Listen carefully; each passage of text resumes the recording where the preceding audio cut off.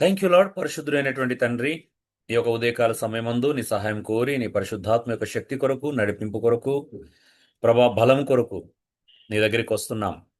ప్రభా మేము ఎంత బలహీనమో మీకు తెలుసు.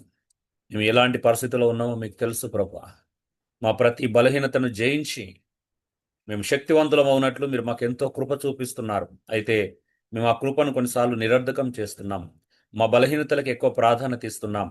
మేము ఇంతే, మా పరిస్థితి ఇంతే అని మా పరిస్థితుల్లో మేము మమ్మల్ని మేము బంధించుకుంటున్నాం.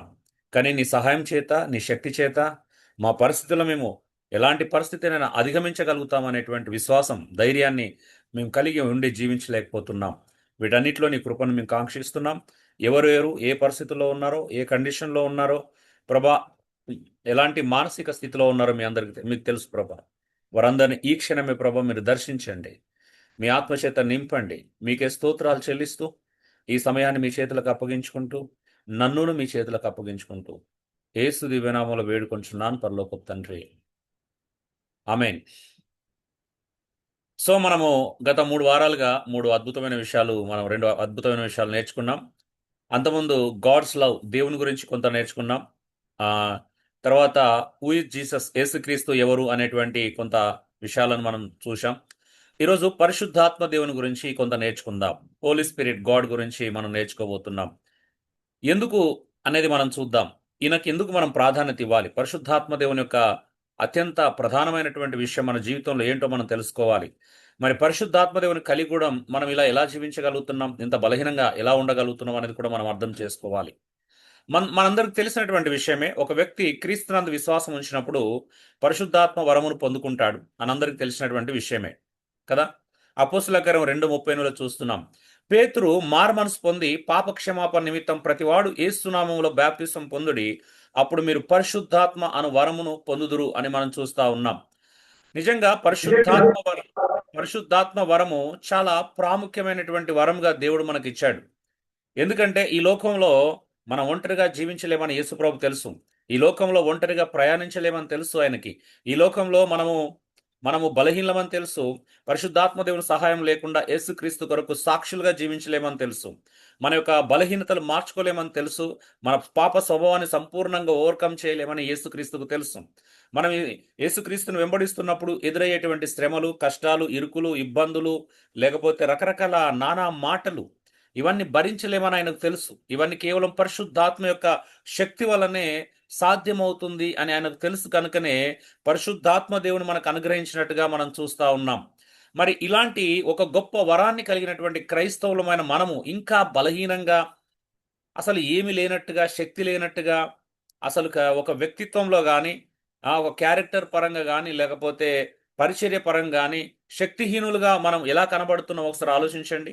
మనం కదులుతున్నామంటే, మనం మాట్లాడుతున్నామంటే, మనం ఒక అడుగేస్తున్నామనంటే, ఒక బలమైనటువంటి ప్రెజెన్స్, బలమైనటువంటి సన్నిధి మన ద్వారా కనబడాలి. వాస్తవం చెప్పాలి అంటే, అది క్రైస్తవులకు దేవుడిచ్చినటువంటి ప్రాముఖ్యమైనటువంటి ఒక వరం.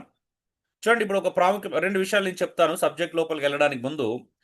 ఇది మీరు గుర్తు చేసుకోండి. మీకు ఇది ముందస్తు వార్నింగ్ అనే ఇస్తున్నాను. ఎఫెసీ 4 చూడండి. 1 కాబట్టి మీరు సమాధానమును బంధము చేత ఆత్మ కలిగించు ఐక్యమును కాపాడుకునేటందుకు శ్రద్ధ కలిగిన వారై ప్రేమతో ఒకరినొకడు సహించాలని బైబిల్ సెలవిస్తా ఉంది. పరిశుద్ధాత్మ దేవుడు మనల్ని ఐక్యపరుస్తాడు. మన సమాజంలో మన కుటుంబాలని, మనము ఇతర రక్షించబడిన ఇతర సహోదరులతో, ఇతర విశ్వాసులతో మనకు ఒక ఐక్యతని ఇస్తాడు పరిశుద్ధాత్మ దేవుడు. మరి ఇలాంటి ఐక్యత మనం కలిగి ఉంటున్నామా? కుటుంబంలో ఐక్యత ఉండట్లేదు. కుటుంబాలలో సమాధానం ఉండట్లేదు. మరి పరిశుద్ధాత్మ దేవుడు కలిగించి ఐక్యత మీద మనకు శ్రద్ధ ఉందా? సమాధానం మీద శ్రద్ధ ఉందా? ఒకసారి ఆలోచించండి. మనం శ్రద్ధ పెడుతున్నాం అసలు? ముఖ్యంగా ఆహ్, విలేజ్‌లలో ఉన్నవాళ్ళు, లేకపోతే ఇతరత్ర ప్రాంతాలు, సిటీలో ఉన్న వాళ్ళకు అతీతం కాకుండా అసలు నిజంగా మరి పరిశుద్ధాత్మ దేవుడు ఏం జేస్తున్నాడు? పరిశుద్ధాత్మ దేవుడు ఎక్కడ ఉంటే అక్కడ ఐకమత్యం ఉంటుంది. పరిశుద్ధాత్మ దేవుడు ఉన్న చోట సమాధానం ఉండాలి. అల్లరి ఉండకూడదు. నీచ కార్యాలు ఉండకూడదు. ఆ! బలహీనత ఉండకూడదు. పిరికితనం ఉండకూడదు. భయం ఉండకూడదు పరిశుద్ధాత్మ దేవుడు ఉన్న చోట. మరి పరిశుద్ధాత్మ దేవుని కలిగిన మనము ఈరోజు ఇవన్నీ ఎలా చూడగలుగుతున్నాం? అసలు ఉండొచ్చా? వీటికి తావుండొచ్చా? ఒకవేళ ఉన్న వెంటనే రియలైజ్ గావాలి. వెంటనే అక్కడి నుంచెళ్ళి బయటపడడానికి పరిశుద్ధాత్మ దేవుడు మనకు సహాయం జేస్తాడు గదా! అందుకే సమాధానం ఉండాలి. ఆత్మ కలిగించే ఐక్యతను కాపాడుకోవాలి. దేవుడు ఒక శత్రువులైనటువంటి యూదులను అన్యులనే ఒక శరీరంగా మార్చగలుగుతున్నప్పుడు మన సొంత కుటుంబంలో మన బంధువులుగా స్నేహితులుగా ఉంటున్న మనమే కొంత సొంత రక్త సంబంధికుల మధ్యలో ఈ సమాధానం ఈ బంధం లేకపోవడం అనేది చాలా బాధ కలిగించే విషయం. ప్రభుని నమ్ముకున్న వాళ్ళ గురించి నేను చెప్తున్నాను. ఎందుకంటే మనం ఇక్కడ అన్యజనుల గురించి మాట్లాడుకోవట్లేదు. యేసుక్రీస్తునందు విశ్వాసం లేని వాళ్ళ గురించి మాట్లాడుకోవట్లా. పరిశుద్ధాత్మ దేవుని గురించి మరొక ఆశ్చర్యం కలిగించే విషయం ఏంటో తెలుసా? ఏంటో తెలుసా? ఇగో రోమా 5:5 ఎందుకనగా ఈ నిరీక్షణ మనలను సిగ్గుపరచదు. మనకు అనుగ్రహింపబడిన పరిశుద్ధాత్మ ద్వారా దేవుని ప్రేమ మన హృదయములలో కుమ్మరింపబడి ఉన్నదంట. చూడండి, దేవుని ప్రేమ మన హృదయంలో కుమ్మరించబడి ఉంటే ఈ కోపాలేంది, ఈ తాపాలేంది, తిట్టుకోవడాలేంది, ప్రేమ చూపించాలి కదా! చిన్న చిన్న విషయాలకి, చిన్న చిన్న విషయాలకి మనం ఎదుటి వ్యక్తుల మీద, బలహీనుల మీద దాడి చేస్తున్నాం. ఎందుకంటే బలహీనలు కదా, ఏమైనా తిరగబడరు కాబట్టి అది ఆ తల్లా లేకపోతే చెల్లోనో ఎవరో భార్యనో లేకపోతే భర్తనో ఎవరు బలహీనంగా అనిపిస్తే వాళ్ళ మీద దాడి చేసేస్తున్నారు కదా. ప్రేమ కదా చూపించాల్సిన బలహీనలకి. ఈ మాత్రము మనం నేర్చుకోకపోతే ఎలాగా? ఈ మాత్రం అర్థం కాకపోతే ఎలాగా? సో పరిశుద్ధాత్మ దేవుడు ఆశ్చర్యం కలిగించే విషయం, ఆయన ద్వారా మన హృదయంలో ప్రేమ కుమ్మరించబడుతుంది. మీరు ఎన్ని చేసినా సహించడానికి, మీరు ఎలా ఉన్నా ఓర్చుకోవడానికి కారణం పరిశుద్ధాత్మ దేవుడు కుమ్మరించే ప్రేమనే. అసలు మనకేం అర్హత ఉందండి? ఏ మంచి అర్హత ఉందని దేవుని ప్రేమను పొందడానికి? ఏం లేదు వాస్తవం చెప్పాలి అంటే. ఆ! అందరూ స్వార్థపరులేనే. అందరూ స్వార్థం ఉంది. అందరి లోపల ఎవరి బ్రతుకులాలు చూసుకుంటున్నారు. ఎవరి కోసం వాళ్ళు ప్రాకులాడుతున్నారు. ఎవరి కోసం వాళ్ళు జీవిస్తున్నారు. ఎవరి కొట్లాటలు వాళ్ళవే. ఎవరి బలహీనతలు వాళ్ళవే. ఆ! ఇన్ని చేసినా కూడా దేవుడు మనల్ని ప్రేమిస్తున్నాడు. నాయకులుగా మేము కూడా మిమ్మల్ని ప్రేమించడానికి కారణము పరిశుద్ధాత్మ దేవుని ప్రేమనే. వేరే రీజన్ ఏం లేదు. ఏ మంచి ఉందని ప్రేమించుకుంటాం చెప్పండి? లేదు. ఒకరినొకరు సహిస్తున్నాం, ఒకరినొకరు ప్రేమించగలుగుతున్నాం అంటే అది కేవలం దేవుడు అనుగ్రహించినటువంటి ఈ అత్యద్భుతమైనటువంటి ఆశ్చర్యకరమైనటువంటి పరిశుద్ధాత్మ దేవుడు మన ద్వారా మన హృదయంలో కుమ్మరించబడినటువంటి ప్రేమ అనే విషయాన్ని మర్చిపోకూడదు. ఆయన ఇచ్చే సమాధానం, ఆయన ఇచ్చే ఐక్యతని మర్చిపోకూడదండి. ఓకే. చూడండి, పరిశుద్ధాత్మని వ్యక్తిత్వం, పర్సనాలిటీ ఆఫ్ హోలీ స్పిరిట్ గురించి 5 ముఖ్యమైన పాయింట్లు ఇక్కడ మనం చూడడానికి ప్రయత్నం చేద్దాం. పరిశుద్ధాత్మ దేవుని గురించినటువంటి వ్యక్తిత్వం, పర్సనాలిటీ అనేది చాలా ప్రధానమైనది. చూడండి, పరిశుద్ధాత్మ దేవుడు ఒక వ్యక్తి అండి. He's a person, not a force. పరిశుద్ధాత్మ ఒక శక్తి మాత్రమే కాదు, ఒక వ్యక్తి. ఆయనకు వ్యక్తిత్వం ఉంది, వ్యక్తిత్వ లక్షణాలు ఉన్నాయి. మరి వ్యక్తిత్వం ఉంది అన్నప్పుడు నువ్వు ఆయనను వ్యక్తిగా రెస్పెక్ట్ చేస్తున్నావా? నీలో నివసిస్తున్నటువంటి పరిశుద్ధాత్మ దేవుని గౌరవిస్తున్నావా? It's a very ridiculous thing అన్నమాట. ఈరోజు క్రైస్తవులు చాలా మంది తమ లోపల నివసిస్తున్నటువంటి పరిశుద్ధాత్మ దేవుని ఏమాత్రం లెక్క చేయట్లేదు, ఏమాత్రం ఖాతరు చేయట్లేదు. మీరు మా ఇంటికి వచ్చినప్పుడు, లేకపోతే మీరు ఎవరైనా ఇంటికి వెళ్ళినప్పుడు మిమ్మల్ని నిర్లక్ష్యం చేస్తే, మిమ్మల్ని పట్టించుకోకపోతే, మిమ్మల్ని గౌరవించకపోతే మీరు ఎలా ఫీల్ అవుతారండి? తట్టుకోగలుగుతారా? ఉండగలుగుతారా? మీరు గౌరవం లేదన్నట్టుగా ఉండగలుగుతారా? డియర్ బ్రదర్స్, మిమ్మల్ని సీరియస్‌గా వార్న్ చేస్తున్నాను. దయచేసి మీ బైబిల్ ఓపెన్ చేసి పెట్టుకోండి. మీరిక్కడ వాక్యం నేర్చుకోవడానికి వచ్చారు. ఓకే. వాక్యాన్ని నేర్చుకోండి శ్రద్ధగా. బైబిల్ తీసుకొని నోట్‌బుక్ తీసుకొని రాయడం అలవాటు చేసుకోండి. కొంతమంది మరి ఏమంటారు, డిగ్నిటీగా లేకపోతే ఏమంటారు, గంభీరంగా అనిపిస్తా ఉన్నారు. కొద్దిమంది మాత్రమే బైబిల్‌ని చేతిలో పట్టుకొని కనిపిస్తా ఉన్నారు. చూడండి, మనము క్రి పరిశుద్ధాత్మ దేవుని, మనలో ఉన్న పరిశుద్ధాత్మ దేవుడిని మనం రెస్పెక్ట్ చేస్తున్నాం ఆలోచించండి. రెండోది, పరిశుద్ధాత్మ దేవుడు జ్ఞానం కలవాడు. Has mind. పరిశుద్ధాత్మ దేవుడు మైండ్ ఉంది, నాలెడ్జ్. ఆయనకు ఆలోచనలు ఉన్నాయి, జ్ఞానం ఉన్నది. దేవుని లోతైన విషయాలు తెలిసి మనకు తెలియజేస్తాడు. ఉం? మరి ఈరోజు మనం ఆయన జ్ఞానం మీద ఆధారపడుతున్నావా? నీకు సమస్య వచ్చింది, కుటుంబంలో వచ్చింది, నీ అన్నదమ్ముల మధ్యలో వచ్చింది, అక్క చెల్లెల మధ్యలో వచ్చింది, ఆర్థికంగా వచ్చింది. నువ్వు అడుగుతున్నావా, ప్రభా మేము ఇక్కడి నుంచి ఎలా బయటపడాలి, ఇగో ఈ సమస్య నుంచి నాకు జ్ఞానం కావాలని అడుగుతున్నావా? తెలుసా, ఆ యాకోబు 1:5 నీ జీవితానికి కావాల్సినటువంటి ఒక అత్యద్భుతమైనటువంటి ప్రేరేపణ ఇస్తుంది. నీకేమైనా జ్ఞానం కొదవుంటే దేవుని అడగాల. దైవ జ్ఞానంతో నీ సమస్యలు పరిష్కరించుకోవాలి. నీ కుటుంబ సమస్యలు, వ్యక్తిగత సమస్యలు, ఆర్థిక సమస్యలు అన్నీ కూడా. నేను అక్కడే ఉంటాను, నేను దేవుని జ్ఞానం మీద ఆధారపడను, దేవుని జ్ఞానం తీసుకోను అని అంటే ఎలా? నీకు ఒక అద్భుతమైనటువంటి వరం అనుగ్రహించబడ్డాడు. ఆ అనుగ్రహించబడినటువంటి వరాన్ని నువ్వు అలక్ష్యం చేస్తే ఎలాగా? ఆలోచించండి. మూడోది, పరిశుద్ధాత్మ దేవుడు భావాలు కలిగినాడు. He has emotions. ఆయన దుఃఖపరచవచ్చు, ఆనందింపజేయవచ్చు. ఇది ఆయనకు భావాలు ఉన్నాయని చూపిస్తుంది. తెలుసా పరిశుద్ధాత్మ దేవుడు దుఃఖపడతాడని? సంఘంలో పిరికి వాళ్ళు ఉంటే పరిశుద్ధాత్మ దేవుడు ఆత్మ ఆర్పబడుతుంది. ఒకవేళ భయస్థులు కోపిస్తులు ఉంటే పరిశుద్ధాత్మ దేవుడు దుఃఖపడతాడు. నువ్వు కోపం ప్రదర్శించిన ప్రతిసారి పరిశుద్ధాత్మ దేవుడు దుఃఖపడతాడని నీకు తెలుసా? మీలో ఎవరికైనా సెన్స్ ఉందా? నువ్వు కోపగించుకున్న ప్రతిసారి పరిశుద్ధాత్మ దేవుడు దుఃఖపడతాడని బైబిల్ సెలవిస్తుంది. కావాలంటే మీరు ఎఫెసుల రాష్ట్ర పత్రిక 4వ అధ్యాయము 25 నుంచి చివరి వచనం వరకు చదవండి. పరిశుద్ధాత్మ దేవుని దుఃఖపరచొద్దు. అందుకే సమస్త కోపము, క్రోధము, ద్వేషము, అసూయ ఇవన్నీ విడిచిపెట్టాలని చెప్తుంది. అవి నీలో ఉంటే పరిశుద్ధాత్మ దేవుని ద్వారా పరిశుద్ధాత్మ దేవుని నువ్వు దుఃఖపరుస్తున్నావు అని అర్థం. ఏ భయం లేదా? కొంచెమన్నా భయం ఉండాలి. కానీ నా వల్ల దేవుడు దుఃఖపడుతున్నాడనే భయం లేదేంటి చాలా మంది లోపల? పిరికి వాళ్ళ వల్ల పరిశుద్ధాత్మ దేవుడు ఆరిపోతాడంట. డు నాట్ క్రెంచ్ ద స్పిరిట్ అని ఉంటుంది. నేను చివరిలో మళ్ళీ దాన్ని మెన్షన్ చేస్తాను. ఆత్మను ఆర్పకుడి. పిరికితనం ఎక్కడ ఉంటే అక్కడ పరిశుద్ధాత్మ దేవుడు పని చేయలేడు. పరిశుద్ధాత్మ దేవుని ద్వారా పిరికితనం రాదు. నువ్వు నిలబడపోతే ఆయన పని చేయలేడు. నువ్వు పిరికివాడు అయితే నీకు ఆయన ధైర్యం ఇవ్వడానికి ప్రయత్నం చేస్తాడు. కానీ ఆ ధైర్యాన్ని నువ్వు తీసుకోకపోతే ఆయన నిన్ను నిలబెట్టలేడు. అందుకే పిరికి వాళ్ళలో పరిశుద్ధాత్మ దేవుడు పని చేయలేడు. ఆత్మ ఆరిపోతుందంట. పిరికితనం వల్ల ఆత్మ ఆయన ప్రేరేపిస్తాడు. కానీ ఆ ప్రేరేపణ నువ్వు తీసుకోకపోతే ఆత్మ ఆరిపోతాడు. సంకల్పం కలవాడు. He has will. ఆయన తన ఇష్టం చొప్పున పనిచేస్తాడు. వరములను తన చిత్తానుసారంగా పంచుతాడని 1 కొరింథీ 12వ అధ్యాయంలో చూస్తున్నాం. పరిశుద్ధాత్మ దేవుడు మన సంఘానికి క్షేమాభివృద్ధి కలిగించడానికి మనకు కొన్ని వరాలు ఇస్తాడు, కొన్ని సామర్థ్యాలు ఇస్తాడు. వరం అంటే సామర్థ్యం. ఆ సామర్థ్యం చొప్పున మనం పనిచేయాలనేది పరిశుద్ధాత్మ దేవుని యొక్క ఉద్దేశం అండి. మరి అలాంటి సంకల్పం కలిగినటువంటి వ్యక్తిని మనం ఏం చేస్తున్నాం? 5వది సంబంధం కలిగించేవాడు. Builds relationships. పరిశుద్ధాత్మ దేవుడు మనలో ఉండి మనతో ఉన్న ఇతరులతో సంబంధాన్ని, దేవునితో సంబంధాన్ని బలపరుస్తాడు ఆయన. పరిశుద్ధాత్మ దేవునికి మనం ఎంత సంబంధం కలిగి ఉంటే మన సంబంధం దేవునితోనూ, యేసుక్రీస్తుతోనూ, మరి ఇతర విశ్వాసాలతోనూ మన సంబంధం అంతే రెట్టింపు అవుతుంది. అందుకు ఆయన మార్గదర్శనం చేస్తాడు, మనల్ని నడిపిస్తాడు, మన సంబంధాలను ఆయన బిల్డ్ చేస్తాడు అనే విషయాన్ని మనం ఎప్పుడు కూడా మర్చిపోకూడదండి. ఈ 5 ఆయన వ్యక్తిత్వానికి సంబంధించినటువంటి విషయాలు. మరలా నేను సందర్భం వచ్చినప్పుడు లోతుగా వివరించడానికి ప్రయత్నం చేస్తాను. ఇది జస్ట్ ఇంట్రడక్షన్ కాబట్టి మీకు నేను దీన్ని ఇక్కడ మెన్షన్ చేయడం జరిగింది. అయితే ఇప్పుడు పరిశుద్ధాత్మ లక్షణాలు మరి కార్యాలు కలిపి ఒక్కొక్కటిగా వివరంగా మనం చూడబోతున్నాం. దాదాపు ఒక 10 లక్షణాలు చూద్దాం. అన్ని కవర్ చేయడానికి ప్రయత్నం చేస్తాను. కాకపోతే కొన్ని 1-2 మిస్ అయ్యే అవకాశం కూడా ఉంది. నేను లేకపోదు అని చెప్పట్లేదు. బట్ కానీ మ్యాక్సిమం నేను కవర్ చేయడానికే ప్రయత్నం చేస్తాను. Okay. Number 1 H for holy spirit అనే పదం నుంచి మనం ఆక్రాస్టిక్స్ రూపంలో చూస్తూ ఉన్నాం. నేను మీకు ఈజీగా గుర్తుపెట్టుకోవడానికే నేను ఈ విధానాన్ని తీసుకున్నాను.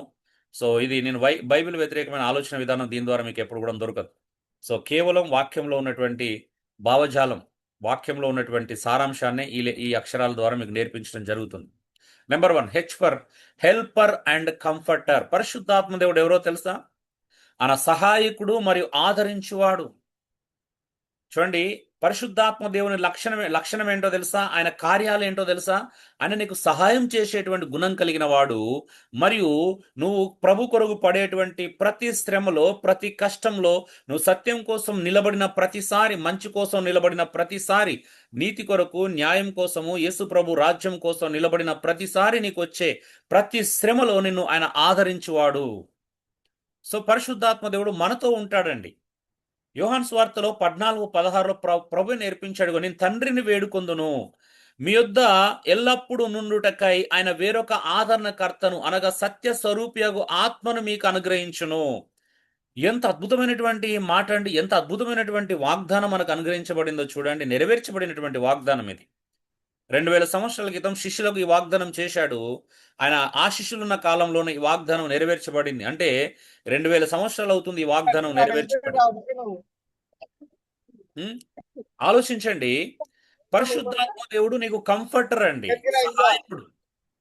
స్టీవెన్ దయచేసి మ్యూట్ చేసుకో. స్టీవెన్ వీడియో ఆన్ చేసుకోండి, ఆడియో అవసరం లేదు. ఓకే, చూడండి, నువ్వు పరిశుద్ధాత్మ దేవుడు నీకు సహాయకుడు అని తెలుసా? ఎలాంటి పరిస్థితుల్లో నీకు సహాయం చేయగలనే సామర్థ్యం ఉందని నీకు తెలుసా? నమ్మట్లే నువ్వు. నీ శక్తి సామర్థ్యాల మీద, నీ బలహీనతల మీద నువ్వు ఆధారపడిపోతున్నావు. అయితే నీ బలహీనతలను చూపిస్తున్నావు, లేకపోతే నీ శక్తి సామర్థ్యాలు కనబరచాలనుకుంటున్నావు. రెండు తప్పే. క్రైస్తవ విశ్వాసి, ఒక విశ్వాసి ఎప్పుడు కూడా తన శక్తి సామర్థ్యాల మీద ఆధారపడకూడదు. రెండోది, తన బలహీనతలు కనబరచకూడదు. ఎందుకంటే పరిశుద్ధాత్మ దేవుని సహాయం నీకుంది. చూడండి, మా జీవితంలో ఎదుర్కొన్న ప్రతి సమయంలో మేము ఆత్మచేత ఆదరించబడ్డాం కాబట్టి ఇంత ధైర్యంగా ఉంటున్నాం. నిజమే. నేనే కాదు, మీరందరూ కూడా అలాగే ధైర్యంగా ఉండగలుగుతారు. ప్రాణ నష్టం జరిగిన, ఆస్తి నష్టం జరిగిన, వేరే నష్టాలు ఎదురైనా, ఎలాంటి కండిషన్‌లో ఉన్నా నువ్వు ఆదరించి ఆ దేవుని ఆదరణ పొందుకుంటావు. నువ్వెప్పుడు ఇతరులను ఆదరించే శక్తివంతుడు అవుతావు. క్రైస్తవుడు అలాగే ఉండాలి. ఇది ఒక నాయకులకో లేకపోతే కొంతమంది ప్రత్యేకింప దేవుడు ఎన్నుకున్న వ్యక్తులకు సంబంధించింది కాదు. ఈ వాగ్దానం ప్రతి క్రైస్తవునికి సంబంధించింది. యేసుక్రీస్తునందలి విశ్వాసం ఉంచినటువంటి ప్రతి విశ్వాసికి సంబంధించినటువంటి వాగ్దానం. ఆ! కాబట్టి హెల్పర్ ఆయనండి. నీకు చాలా అద్భుతమైనటువంటి సహాయకుడైన. నీ ప్రతి పరిస్థితిలో, ప్రతి విషయంలో నువ్వు ఆయన మీద ఆధారపడు. నువ్వు సహాయం చేయకపోతే అడుగు, అప్పుడు అడుగు. నువ్వెందుకు ఆయన సహాయం తీసుకోవట్లేదు నీ బలహీనతలలో? ఆ! నువ్వు మనుషుల నుంచి ఓదార్పు కోరుకుంటున్నావు. కానీ నిన్ను క్రీస్తు పరిశుద్ధాత్మ దేవుడు ఆదరించినట్లుగా ఎవరు నిన్ను ఆదరించలేరండి. ఎవరు నిన్ను కూడా ఆదరించలేరు. ఆయన ఒక ఆదరణకర్తగా మనకు కంఫర్టర్‌గా అనుగ్రహించబడ్డాడు. హ్మ్. కాబట్టి నువ్వు పరిశుద్ధాత్మ దేవుడిని నిర్లక్ష్యం చేయకు.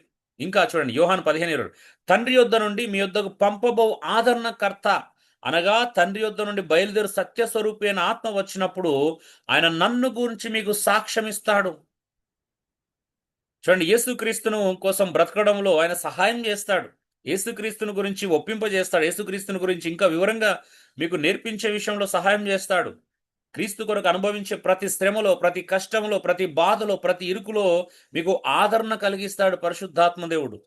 అందుకే 2 కొరింథీ ఒకటో అధ్యాయంలో పౌలు 5వ వచనం నుంచి అందుకే అంటాడు, మాకు ఎందుకు శ్రమలు విస్తరింపజేస్తున్నాడో తెలుసా దేవుడు? మా ప్రతి శ్రమలో ఆదరణ ఎట్టిదో తెలుసుకోవడానికి మా శ్రమలను విస్తరింపజేస్తున్నాడు అంటాడు. అంత మాత్రమే కాదు, మా శ్రమలు అంతకంతకు ఎందుకు విస్తరింపజేస్తున్నాడు అంటే, ఎట్టి శ్రమలలో ఉన్న వారినైనా ఆదరించుటకు మేము శక్తివంతులమగునట్లు మమ్మల్ని శ్రమల గుండా ఆయన మమ్మల్ని నడిపిస్తున్నాడు అంటున్నాడు. నిజమే. శ్రమ ఉన్న చోటనే ఆదరణ ఉంటుంది. నువ్వు శ్రమలో ఉంటే, నువ్వు బాధలో ఉంటే, నువ్వు దుఃఖంలో ఉంటే ఖచ్చితంగా నేను పరిశుద్ధాత్మ దేవుడు ఆదరించుటకు ఆయన శక్తివంతుడు. మరి ఆయన దగ్గరికి రావాలి. ఆయన మీద ఆధారపడాలి. ప్రభువా ఇగో నా హృదయంలో మానని వేదనలు, తీరని దుఃఖం ఉంది. దీన్ని తొలగించు అని నువ్వు ఆయన మీద ఆధారపడుతున్నావు. ఆయన సహాయం తీసుకుంటున్నావా నీ ఆధ్యాత్మిక జీవితంలో వర్ధిల్లటానికి అనేది ఇక్కడ నువ్వు ప్రశ్నించుకోవాలి నిన్ను నువ్వు.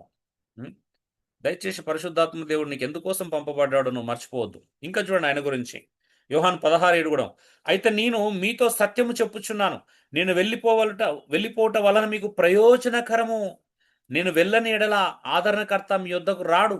నేను వెళ్ళి ఆయనను మీ యొద్దకు పంపుదును అన్నాడు. శిష్యులకు చెప్పినటువంటి వాగ్దానం చూడండి ఎంత గొప్పదో. యేసు ప్రభు వెళ్ళిపోయే గడియ వచ్చింది. నేను వెళితేనే మీకు ప్రయోజనం అంటున్నాడు. ఏంటిదా ప్రయోజనం? పరిశుద్ధాత్మ దేవుడు మీకు అనుగ్రహించబడతాడు. ప్రభు అంటున్నాడు, నేను వెళితేనే మీకు ప్రయోజనం. నేను వెళితే మీకు మేలు కలుగుతుంది. ఎందుకంటే మీకు ఆదరణకర్త అనుగ్రహించబడతాడు. అందుకే చూడండి, పరిశుద్ధాత్మ దేవుని పొందుకున్న తర్వాత అపోస్తులు గాని, ఆదికాలపు మొదటి శతాబ్దంలో ఉన్నటువంటి సేవకులను చూడండి ఎంత ధైర్యంగా ఉన్నారు. విశ్వాసులు చూడండి ఎంత ధైర్యంగా ఉన్నారు. చంపుతారని తెలిసిన యేసు ప్రభు నమ్ముకున్నారు. సింహాల బోన్లో వేయబడ్డారు. పులులకు ఎరగా వేయబడ్డారు. ఎద్దులతో పొడిపించబడ్డారు. ఆ! రంపాలతో కోయబడ్డారు. చాలా ప్రమాదకరమైనటువంటి పరిస్థితులను ధైర్యంగా ఎదుర్కొన్నారు. రోమా చక్రవర్తులు పెట్టిన ప్రతి హింసను వాళ్ళు ధైర్యంగా ఎదుర్కొన్నారు. మీరు ఇంకా ఇది అర్థం కాకపోతే ఒక్కసారి ఫాక్సెస్ బుక్ ఆఫ్ మార్టియర్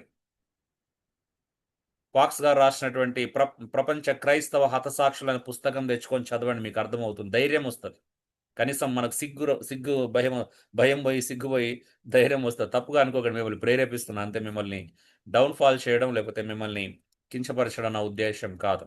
ఎందుకంటే మీరు నా తోటి సహోదరి సహోదరులు. నేను మిమ్మల్ని అవమానపరచలేను. కాకపోతే మిమ్మల్ని ప్రేరేపించడానికి నేను ప్రయత్నం చేస్తున్నా. చదవండి. ఎందుకంటే అది చదివితే గాని మనకు కొన్ని అర్థం కావు. మనకు కొన్ని అరే ఇలా బ్రతికారు అనేది మనం చూడగలుగుతాం. ఆ!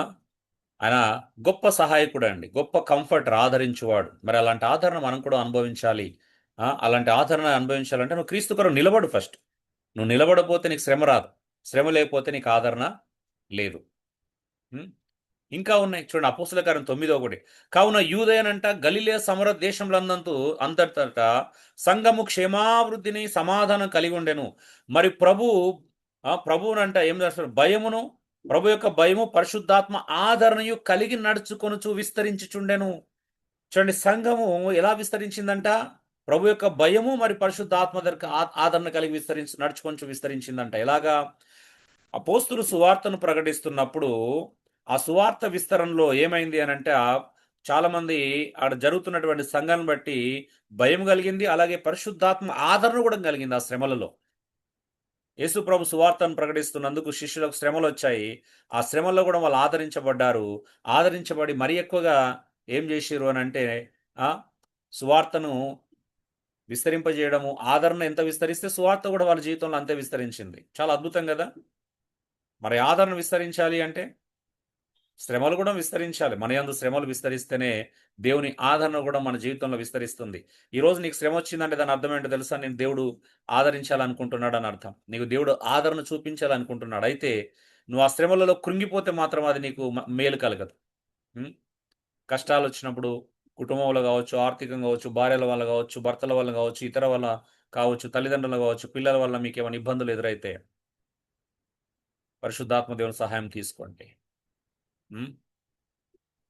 అందుకే శ్రమ దినమున కృంగినవాడు చేతగాని వాడవుతాడని బైబిల్ సెలవిస్తుంది. కృంగిదల చేతగానితనాన్ని బయటపెడుతుంది.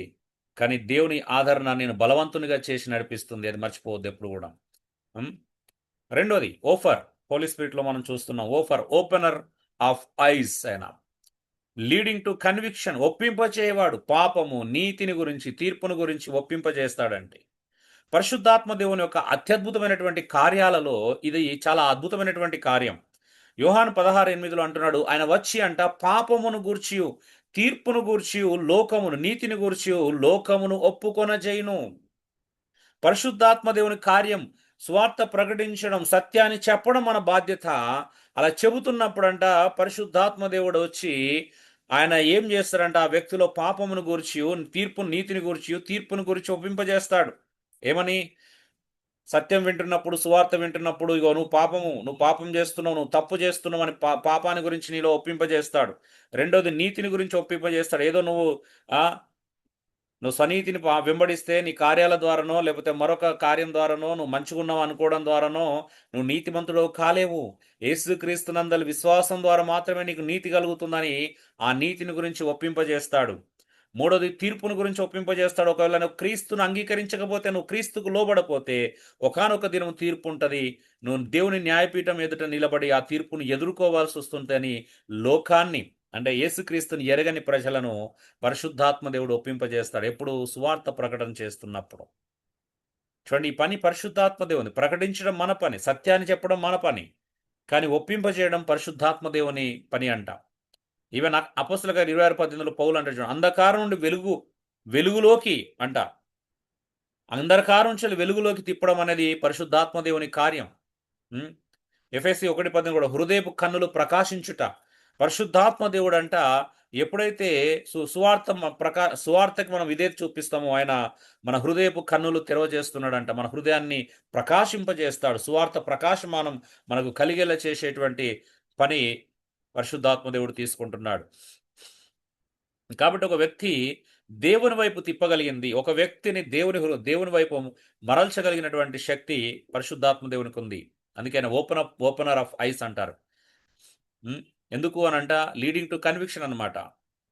ఒప్పుకునేలా చేస్తాడు, పాపాన్ని ఒప్పుకునేలా చేస్తాడు, కనులను తెరవచేస్తాడు. ఎందుకంటే ఈ యుగ సంబంధమైన దేవత అవిశ్వాసులైన వారి మనోనేత్రాలకు గురుడితనం కలగజేసింది కాబట్టి ఆ గురుడితనం నుంచి వెలుగులోకి నడిపించగలిగినటువంటి సామర్థ్యం పరిశుద్ధాత్మ దేవునిలో చూస్తాం.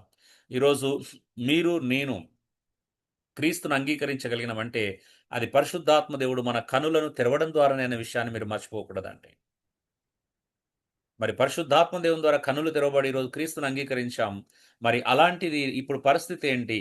మరి ఆయనకు లోబడుతున్నావా? నిత్యత్వం మన జీవితాంతం లోబడుతున్నావా అనేది కూడా గమనించాల. పరిశుద్ధాత్మ దేవుని కార్యాల్లో మూడో అద్భుతమైన కార్యం ఏంటో తెలుసా? లైఫ్ ట్రాన్స్ఫార్మర్ ఆయన. పరిశుద్ధపరచువాడు, స్వభావంలో మార్పు తీసుకొస్తాడు. చూడండి, యోహాను సువార్త 16 ఆయన సారీ ఇది ఓకే, రిఫరెన్స్ చేంజ్ కాలేదు ఇక్కడ, క్షమించాలా. ఓకే, ఇక్కడ నుంచి చూద్దాం. తెస్సలోనికలకు రాసినటువంటి రెండో పత్రిక మనం చూద్దాం. 2 పదములు, ప్రభు వల్ల ప్రేమింపబడిన సహోదరులారా.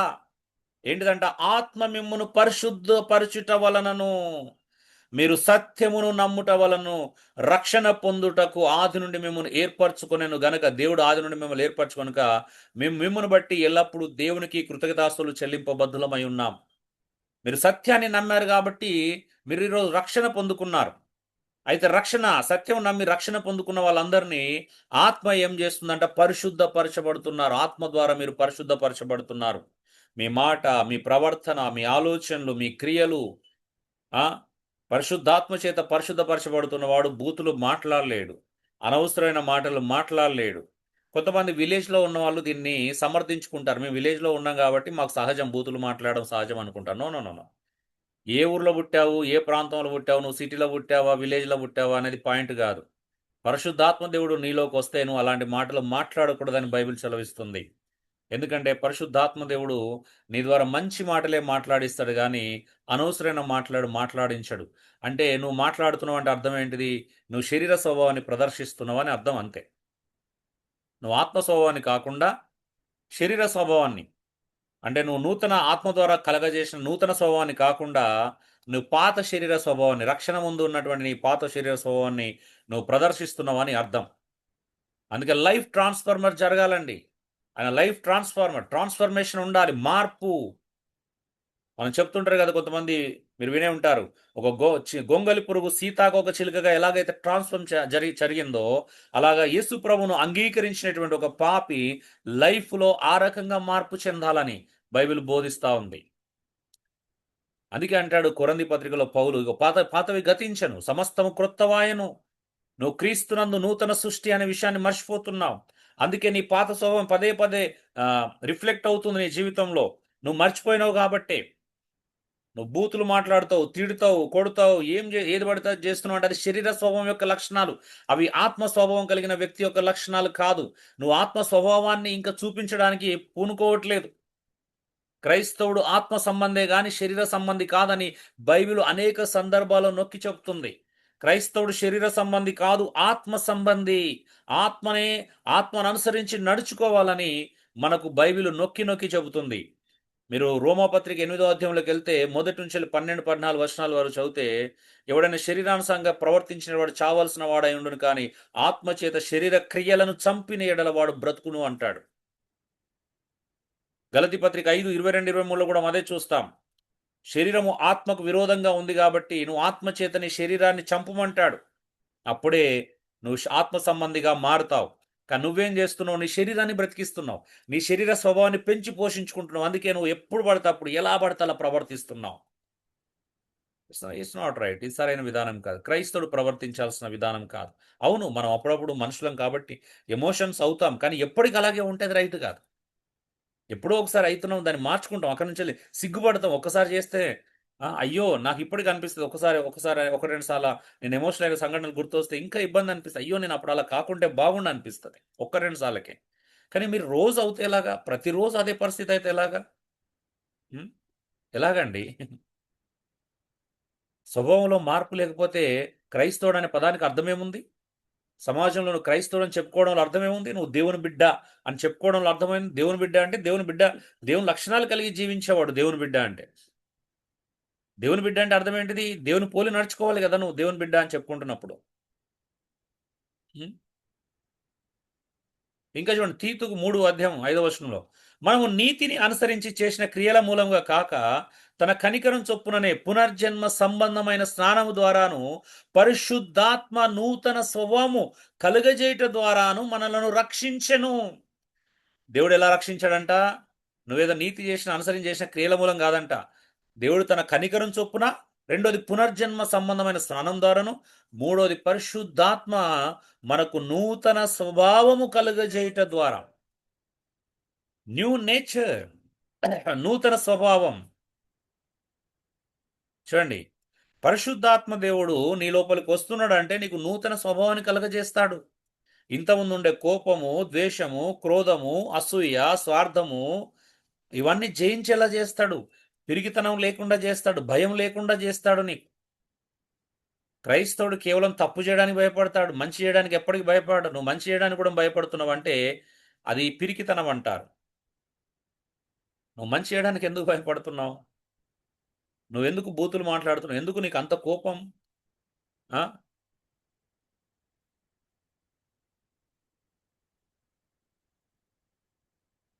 మన కోపం నిజంగా న్యాయసమ్మతమైనదేనా? ఉం? ఆలోచించండి. మనం ఎందుకు ఎవరిని నొప్పిస్తున్నాం? జీవితంలో మార్పు జరగాలండి. మార్పు జరగాల. కోపం గురించి మాట్లాడుకోవాలనుకుంటే మీ అందరికంటే నా నా ఇక్కడ ఇప్పుడు నా పరిచయస్తుల్లో మీరు స్థానిక సంఘంలో ఉన్న మీ అందరికంటే నాది చాలా భయంకరమైన కోపం అలాంటిది. దేవుడు నన్ను మార్చాడుగా. అంత కోపం నుంచి నన్ను విడిపించాడుగా. మీరు అనుకుంటున్నారా నాకంటే ఎక్కువ కోపం మీరు ఎవరు కనబడలేదా? నేను ఇంతవరకు చూడలే. మీలో మీ అందరి కోపాలు నేను చూశాను కానీ నేను ఒకప్పుడు పాస్ట్‌లో నా జీవితంలో ఎంత కోపం ఉందో అంత కోపం మీలో ఎవరిలో అది లేదు.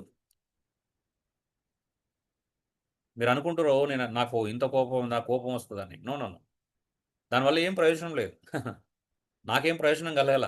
అందుకే దేవుడు మార్చుకోవడానికి నేను ఇష్టపడ్డాను. దేవునికి అప్పగించుకున్నాను గాబట్టే మారాం. హ్మ్.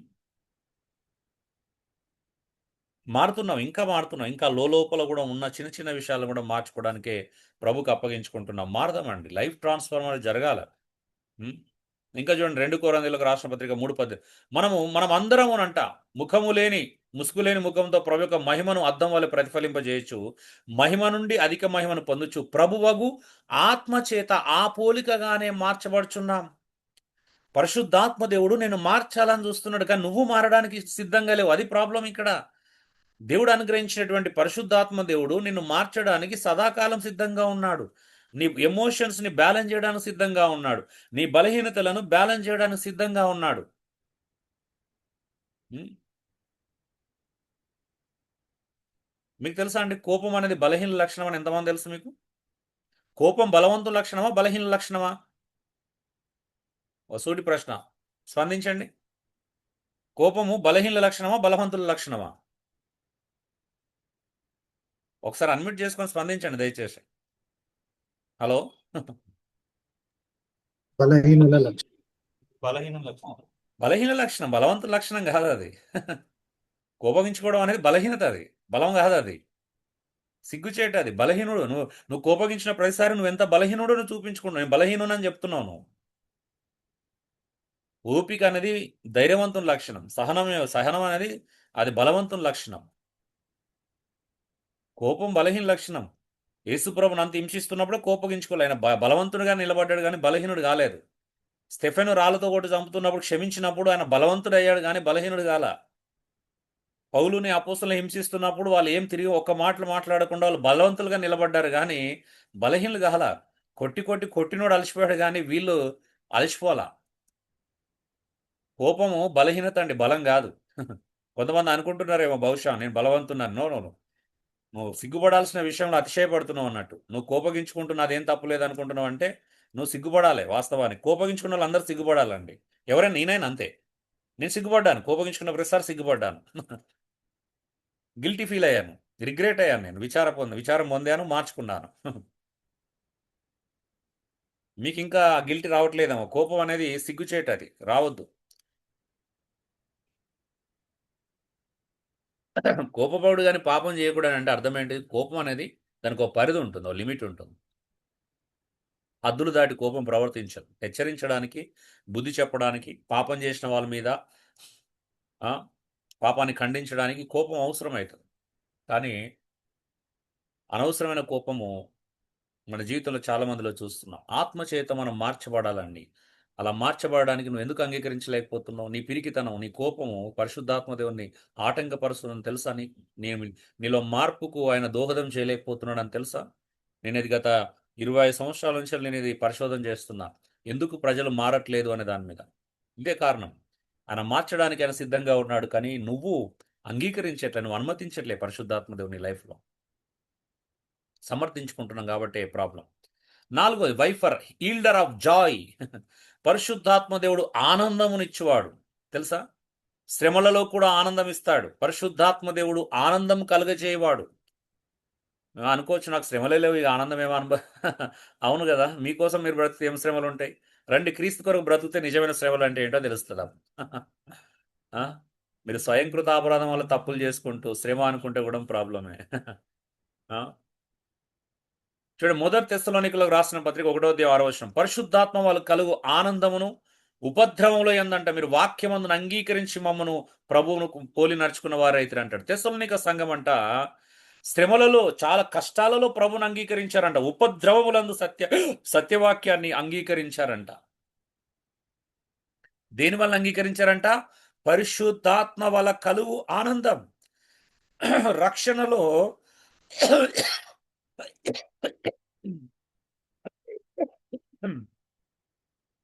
రక్షణలో పరిశుద్ధాత్మ దేవుడు ఆనందాన్ని ఇస్తాడు. శ్రమలలో కూడా పరిశుద్ధాత్మ దేవుని ద్వారా ఆనందం కలుగుతుందండి.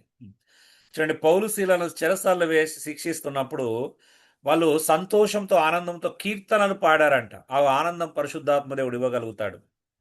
అందుకే దావీదు భక్తుడు 51 కీర్తనలో పాపం చేసినందుకు ప్రార్థన చేస్తున్నాడు. నీ పరిశుద్ధాత్మ దేవుని నాకు దూరం చేయకు, నీ రక్షణానందం నాకు దూరం చేయొద్దు అంటాడు, వేడుకుంటాడు. అంటే పాపం చేసినప్పుడు మనం తప్పు చేసినప్పుడు రక్షణానందం ఉండదు. పరిశుద్ధాత్మ వల్ల కలిగే ఆనందాన్ని మిస్ అవుతామండి. అది అన్నమాట. అసలు ఆనందం కోల్పోతే ప్రయోజనం ఏంటి? జాయ్ ఉంటుంది. ఇప్పుడు శ్రమలో ఉన్నా, కష్టాల్లో ఉన్నా పరిశుద్ధాత్మలో అనుభవించే జాయ కోల్పోతే, ఆనందం కోల్పోతే ప్రయోజనం ఏంటి? ఆయన ఆనందాన్ని అనుగ్రహించేవాడు. ఇంకా చూడండి, రోమ 14:15 కూడా అంటాడు, దేవుని రాజ్యం భోజనమును పానమును కాదు గాని నీతియు సమాధానము పరిశుద్ధాత్మయందలి ఆనందమునై ఉన్నది అంటాడు. చూడండి, పరిశుద్ధాత్మలో ఆనందం దేవుని రాజ్యం అంటే. నువ్వు అది వెతుకు, ఆయనలో ఆనందం ఏంటో నీకు అర్థమవుతుంది. నువ్వు ఈ లోక సంబంధంగా ఆకలి కోసము లేకపోతే భోజనం కోసం, పానాల కోసం పరిగెత్తద్దు. అవి నీకు సంపాదించుకోవడానికి దేవుడు కృప చూపించాడు. ఇప్పుడు నువ్వు వెతకాల్సింది నీతిని, సమాధానం. దేవుని రాజ్యం వెతకమంటున్నాడు. దేవుని రాజ్యాన్ని వెతకాలి. యేసుప్రభు చెప్పాడు, మొట్టమొదటిగా నువ్వు వెతకాల్సింది దేవుని రాజ్యం. ఏమి తిందుమో, ఏం త్రాగుదుమో, ఏం ధరించుకుందామో అని చింతించొద్దు. నువ్వు దేవుని రాజ్యాన్ని వెతుకుతే నువ్వు పరిశుద్ధాత్మలో ఆనందంగా ఉంటావు. పరిశుద్ధాత్మ దేవుడు అనుగ్రహించే ఆనందములో నువ్వు ఉబ్బి తబ్బిబ్బైపోతావు. నువ్వు ఆనందాన్ని అనుభవించాలి. అది యేసుప్రభు యొక్క ఉద్దేశం. అక్కడికి రా, ఇది వెతుకుతే నీకు ఆనందం వస్తుంది. ఏంటిదంటే దేవుని రాజ్యం అంటే నీతిగా ఉండడం, సమాధానం కలిగి ఉండడం, పరిశుద్ధాత్మలో ఆనందం. ఇది దేవుని రాజ్యం అంటే. నీది ఇంకా నీ రాజ్యం కాబట్టి ఇంకా ఆడ నీతి లేదు, సమాధానం లేదు. కొట్లాటలు, కోపాలు, క్రోధాలు, ద్వేషములు, అసూయలు ఉన్నాయి. ఇంకా మీకు వివాదాలు ఉన్నాయి, విభేదాలు ఉన్నాయి కుటుంబంలో. అంటే అర్థం ఏంటిది అక్కడ? దేవుని సమాధానం లేదు, నువ్వు దేవుని రాజ్యాన్ని వెతకట్లేదని అర్థం.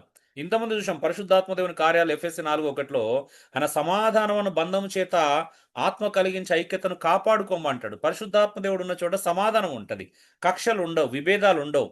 ఈరోజు చాలా మంది భార్య భర్తల మధ్యలో కూడా సమాధానం లేదంటే అర్థం ఏంటిది అక్కడ? పరిశుద్ధాత్మ దేవుడు లేడు అక్కడ. దేవుని రాజ్యాన్ని అక్కడ వెతకట్లేదు కాబట్టి ఆ విభేదాలు, సమాధానం లేకుండా ఉంటున్నారు. నాకు కూడా నా భార్యతో ఒక చిన్న అంటే తేడా వస్తే నేను తట్టుకోలేను సమాధానం పొందుకునేదాకా. ఎలా ఉంటారండి సమాధానం లేకుండా? దేవుని రాజ్యాన్ని అందుకే నీ రోజు వెతకాల్సింది అది. అనుదినం మన జీవితంలో నువ్వు వెతుకుతూనే ఉండాలా. నీతిని వెతకాలి, సమాధానాన్ని వెతకాలి, పరిశుద్ధాత్మలో ఆనందాన్ని వెతకాల. అలా నువ్వు వెతకట్లేదు అంటే అర్థం చేసుకో, నువ్వు ఎక్కడో ఉన్నావు. అందుకే నువ్వు బాధలో ఉంటావు, దుఃఖంలో ఉంటావు, విచారంలో ఉంటావు. నేను ఎవరైనా అలా టైంలో నేను కదిలిస్తే ఇంతేలే నా బ్రతికింతేగా, ఎప్పుడు హ్యాపీగా ఉంటావు అంటే నేను ఇలా ఉంటేనే హ్యాపీగా ఉంటాయి. ఇక నేనేం చేయాలా? అంటే అంత అంత నిరాశజనకమైన మాటలు ఎందుకు వస్తున్నాయి నీ దగ్గరికి వెళ్ళి? నువ్వు దేవుని రాజ్యాన్ని వెతికితే అంత నిరాశజనకంగా మాట్లాడేవారు? నువ్వు ఎప్పుడు హ్యాపీగా ఉంటావు అంటే, నేను భూమి మీద ఉన్నప్పుడు హ్యాపీగా ఉండనండి, చనిపోతున్న తర్వాతనే హ్యాపీ వస్తుంది నాకు అని అంటున్నాడు, అనుకుంటున్నారు కొంతమంది. చనిపోయిన తర్వాత నువ్వు హ్యాపీగా ఉండాలి. నువ్వు బ్రతికున్నప్పుడు పరిశుద్ధాత్మలో ఆనందించాలి. హ్యాపీ అనేది పరిశుద్ధాత్మ దేవుడు ఇస్తాడు. నువ్వు వెతుకుతే కదా దేవుని రాజ్యాన్ని వెతుకుతుంది, నీకు లభిస్తుంది. మన మాటలు వింటున్నారు, జాగ్రత్త. చుట్టుపక్కల నువ్వు నివసించే నీ చుట్టుపక్కల అన్యులు నీ మాటలు వింటున్నారు, కేర్ఫుల్. ఇక ఈ పిల్లలు పెట్టుకొని నేనెక్కడ ఆనందంగా ఉంటాను, ఇగో ఈ భార్యను పెట్టుకొని నేనెక్కడ ఆనందంగా ఉంటాను, ఇగో ఈ భర్తను పెట్టుకొని నేనెక్కడ ఆనందంగా ఉంటాను, ఇగో ఇలాంటి కొడుకులు ఉంటే నేనెక్కడ ఉంటానని తండ్రులు వాపోతుంటే, ఈ భార్యను పెట్టుకొని నేను ఎలా ఆనందంగా ఉంటాను భర్తలు వాపోతుంటే, ఈ భర్తను పెట్టుకొని నేనెక్కడ ఆనందంగా ఉంటాను భార్యలు వాపోతూ ఉంటే, ఈ పిల్లల్ని పెట్టుకొని మేమెక్కడ ఆనందంగా ఉంటాను తల్లిదండ్రులు వాపోతుంటే, ఆనందం అనేది వీళ్ళ కాదు. బైబిల్ అలా చెప్పట్లేదు. ఆనందం అనేది పరిశుద్ధాత్మలను ఆనందించాలి. నిజమైన ఆనందం పరిశుద్ధాత్మ ద్వారా కలుగుతుంది, మనుషుల ద్వారా కాదు. కానీ ఆ మనిషిలో నీకు సమాధానము, నీతిని నువ్వు వెతుకుతప్పుడు, నువ్వు సమాధానం వెతుకుతే అది అనుగ్రహిస్తాడు పరిశుద్ధాత్మ దేవుడు. అప్పుడు నువ్వు ఆనందిస్తావు. సమాధానం లేకుండా నువ్వెట్లా ఆనందిస్తావు? నువ్వు వెతకట్లేదనే కదా సమాధానం. హ్మ్. నువ్వు అలుగుతున్నావు, సంఘం మీద అలుగుతావు, లేకపోతే అన్నిటి మీద అలుగుతావు, అన్నం తినడం మానేస్తావు. ఇట్లా సాధించుకోవాలని చూస్తారు గానీ, కొట్టుతావు నువ్వు, లేకపోతే నీ భార్యను కంట్రోల్ పెట్టుకోవాలని చూస్తావు. మీ తల్లిని తిడతావు. ఒక మంచి చిన్న పనులకు కూడా నువ్వు ఇలా ప్రవర్తిస్తా ఉంటే ఆనందం ఎక్కడుంటది? హ్మ్. మీరు ఆనందం మీకే లేనప్పుడు మీ పక్కోళ్ళ ఇంటికి ఎవరు ఇస్తారు చెప్పండి? మిమ్మల్ని చూసినోళ్ళే బాధపడుతున్నారు. మీ ఇంటికొచ్చినోళ్ళు బాధపడుతున్నారు. ఇక్కడికి ఎందుకొచ్చాము అబ్బా! అనవసరంగా వచ్చినామని బాధపడే విధంగా చేస్తున్నారు కొంతమందైతే. అరే! మీతో రాకపోయి ఉంటే బాగుండు అనిపించే విధంగా జరుగుతుంది. సరేనా అది? అది మన వ్యక్తిత్వానికి, మన యొక్క సాక్ష్యానికి సరిపోతుందా? అది మంచి సాక్ష్యమేనా? అనవసరంగా నేను ఈళ్ళింటికెళ్ళాను. అనవసరంగా నేను ఈమెతో బయటికెళ్ళాను. అనవసరంగా నేను ఈయనతో బయటికెళ్ళాను. ఈయనతో ఎళ్ళకపోయినా బాగుండు. అనవసరంగా ఓ సమస్యొచ్చింది అనే విధంగా మనము ఉండొచ్చా? హ్మ్.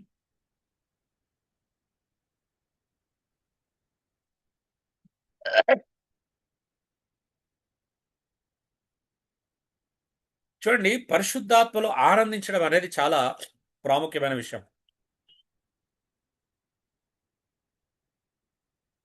మరి ఆయనిచ్చే ఆనందాన్ని నువ్వు పుచ్చుకుంటున్నావా?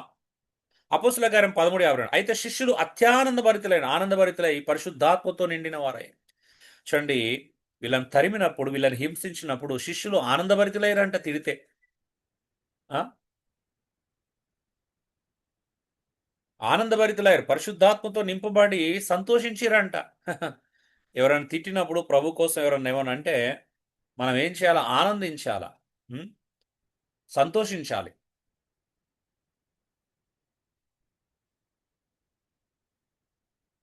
ఐదోది సీలర్. పరిశుద్ధాత్మ దేవుని యొక్క లక్షణం ఏంటో తెలుసా? సీలర్ ఆయన. ముద్రించువాడు. కాపాడువాడు. విమోచన దినం వరకు నిన్ను భద్రపరుస్తాడు. ఎంత అద్భుతమైన చూడండి. నీకు తెలుసా నువ్వు పరిశుద్ధాత్మ దేవునికి వ్యతిరేకంగా నడుచుకుంటే ఎంత ప్రమాదమో తెలుసా? సో, ఎందుకంటే పరిశుద్ధాత్మ దేవుడు నిన్ను కాపాడుతున్నాడు. నీ రక్షణ కోసమైనా నువ్వు రక్షించబడాలని నిన్నాయన ప్రొటెక్ట్ చేయడానికి ప్రయత్నం చేస్తున్నాడు. చూడండి, ఎఫెసీ 1:13 ఏమన్నాడు? మీరును సత్యవాక్యమును అనగా రక్షణ సువార్తను విని క్రీస్తునందు విశ్వాసముంచి వాగ్దానము చేయబడిన ఆత్మ చేత ముద్రింపబడితిరి అంటున్నాడు. మనం పరిశుద్ధాత్మ యందు ముద్రించబడ్డాం. ఎందుకు అంట? చూడండి. ఇంకా తర్వాత వచనం కూడా. దేవుని మహిమకు కీర్తి కలుగుటకై ఆయన సంపాదించిన ప్రజలకు విమోచనము కలుగు నిమిత్తము ఈ ఆత్మ మన స్వాస్థ్యమునకు సంచకరువుగా అంటే ముద్రగా ఉన్నాడు, సీలర్‌గా ఉన్నాడంట. నీకు తెలుసా? యేసుక్రీస్తు నీ జీవితంలో ఇచ్చిన రక్షణను కాపాడేది పరిశుద్ధాత్మ దేవుడు. విమోచన దినం వరకు అంటే నువ్వు విమోచించే దినం వరకు. అంటే నువ్వు చనిపోయి రక్షణ సంపూర్ణంగా పొందుకునేంత వరకు పరిశుద్ధాత్మ దేవుడు నీకు సహాయకుడుగా, నువ్వు పరిశుద్ధాత్మను ముద్రించబడ్డావని తెలుసా? మరి ఆ పరిశుద్ధాత్మ దేవుడు నువ్వు ఎలా చూసుకుంటున్నావో ఒకసారి గమనించు. హ్మ్? పరిశుద్ధాత్మ దేవుని ఎలా ఆ?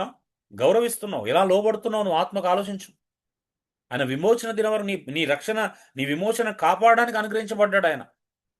ఈ లోకంలో, ఈ భూమి మీద, ఈ సమాజంలో ఉన్నటువంటి ఈ పరిస్థితుల గుండా నువ్వు ప్రయాణం చేయలేవని, నీ రక్షణకు రకరకాల ఆటంకాలు ఎదురవుతాయని, నీ రక్షణలో నువ్వు ఎదగాలని, నీ విమోచన నీకు అనుగ్రహించడానికి, నీ విమోచన కోసం ఆయన ఏమయ్యాడు? సెక్యూరిటీ ఇవ్వబడ్డాడు ఆయన. భద్రత ఇవ్వబడ్డాడు నీకు. భద్రత కింద తీసుకున్నాడు ఆయన. అర్థమవుతుందా అండి? ఎంత అద్భుతం అండి ఇది. నువ్వు సంపాదించుకున్న వాటిని, లేకపోతే నువ్వు బ్యాంక్ లాకర్లో పెట్టుకొని ఎలాగైతే భద్రపరుచుకుంటున్నావో అంతకంటే గొప్ప భద్రత నీకు పరిశుద్ధాత్మ ద్వారా నీ ఆత్మ కలుగుతుంది. నీ విమోచనను ఆయన కాపాడడానికి ప్రయత్నం చేస్తున్నాడు. మరి నువ్వెలా ఉన్నావు? ఈరోజు ఆలోచించడానికి ప్రయత్నం చేయి. ఇంకా చూడండి, ఎఫెస్‌లో పత్రిక 4:30 దేవుని పరిశుద్ధాత్మ దేవుని దుఃఖపరచకుడి. విమోచన దినం వరకు ఆయన యందు మీరు ముద్రించబడి ఉన్నారు. ఆయన మీకు విమోచన వరకు మిమ్మల్ని కాపాడేవాడు పరిశుద్ధాత్మ దేవుడు. మరి ఆయన దుఃఖపరిస్తే ఎలాగా? నీ కోపం చేత, దాని ముందే చెప్పాడు, సమస్త విధమైన కోపము, క్రోధము, ద్వేషం అన్ని విడిచిపెట్టు. ఎందుకంటే వాటి వల్ల పరిశుద్ధాత్మ దేవుడు దుఃఖపడతాడు. ఉం? నువ్వు విమోచన దినం వరకు ఆయన యందు ముద్రించబడ్డావు. ఆయన దుఃఖపరచొద్దు అంటాడు అందుకే. తర్వాత వచనాలు చూడండి, దేవుడు క్రీస్తునందు మిమ్మల్ని క్షమించిన ప్రకారం మీరు కూడా ఒకరినొకడు క్షమించుకోవాలా. ఈరోజు క్షమాపణ లేదు, కుటుంబాల్లో క్షమాపణ లేదు. తప్పులు జరగవని కాదు, క్షమాపణ దొరుకుతుందా, పొందుకుంటున్నారా? క్షమించుకొని ఒకరొకరు క్షమించుకొని ముందుకెళ్తున్నారా? ఉం? అర్థమవుతుందా అండి మీకు?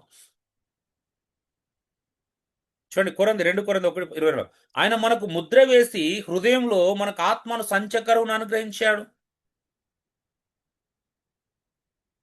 చూడండి, పరిశుద్ధాత్మ ద్వారా నువ్వు ముద్రించబడ్డావని చెప్పడానికి ఎన్ని లేఖనాలు ఉన్నాయో. నీకు అర్థమవుతుందా? మరి ఆయనకు తగినట్టుగా నువ్వు నడుచుకోవాలి కదా. నీలో కోపం ఉండకూడదు, ద్వేషం ఉండకూడదు, అసూయ ఉండకూడదు, కక్షలు ఉండకూడదు, కలహాలు ఉండకూడదు, విభేదాలు ఉండకూడదు. ఉం?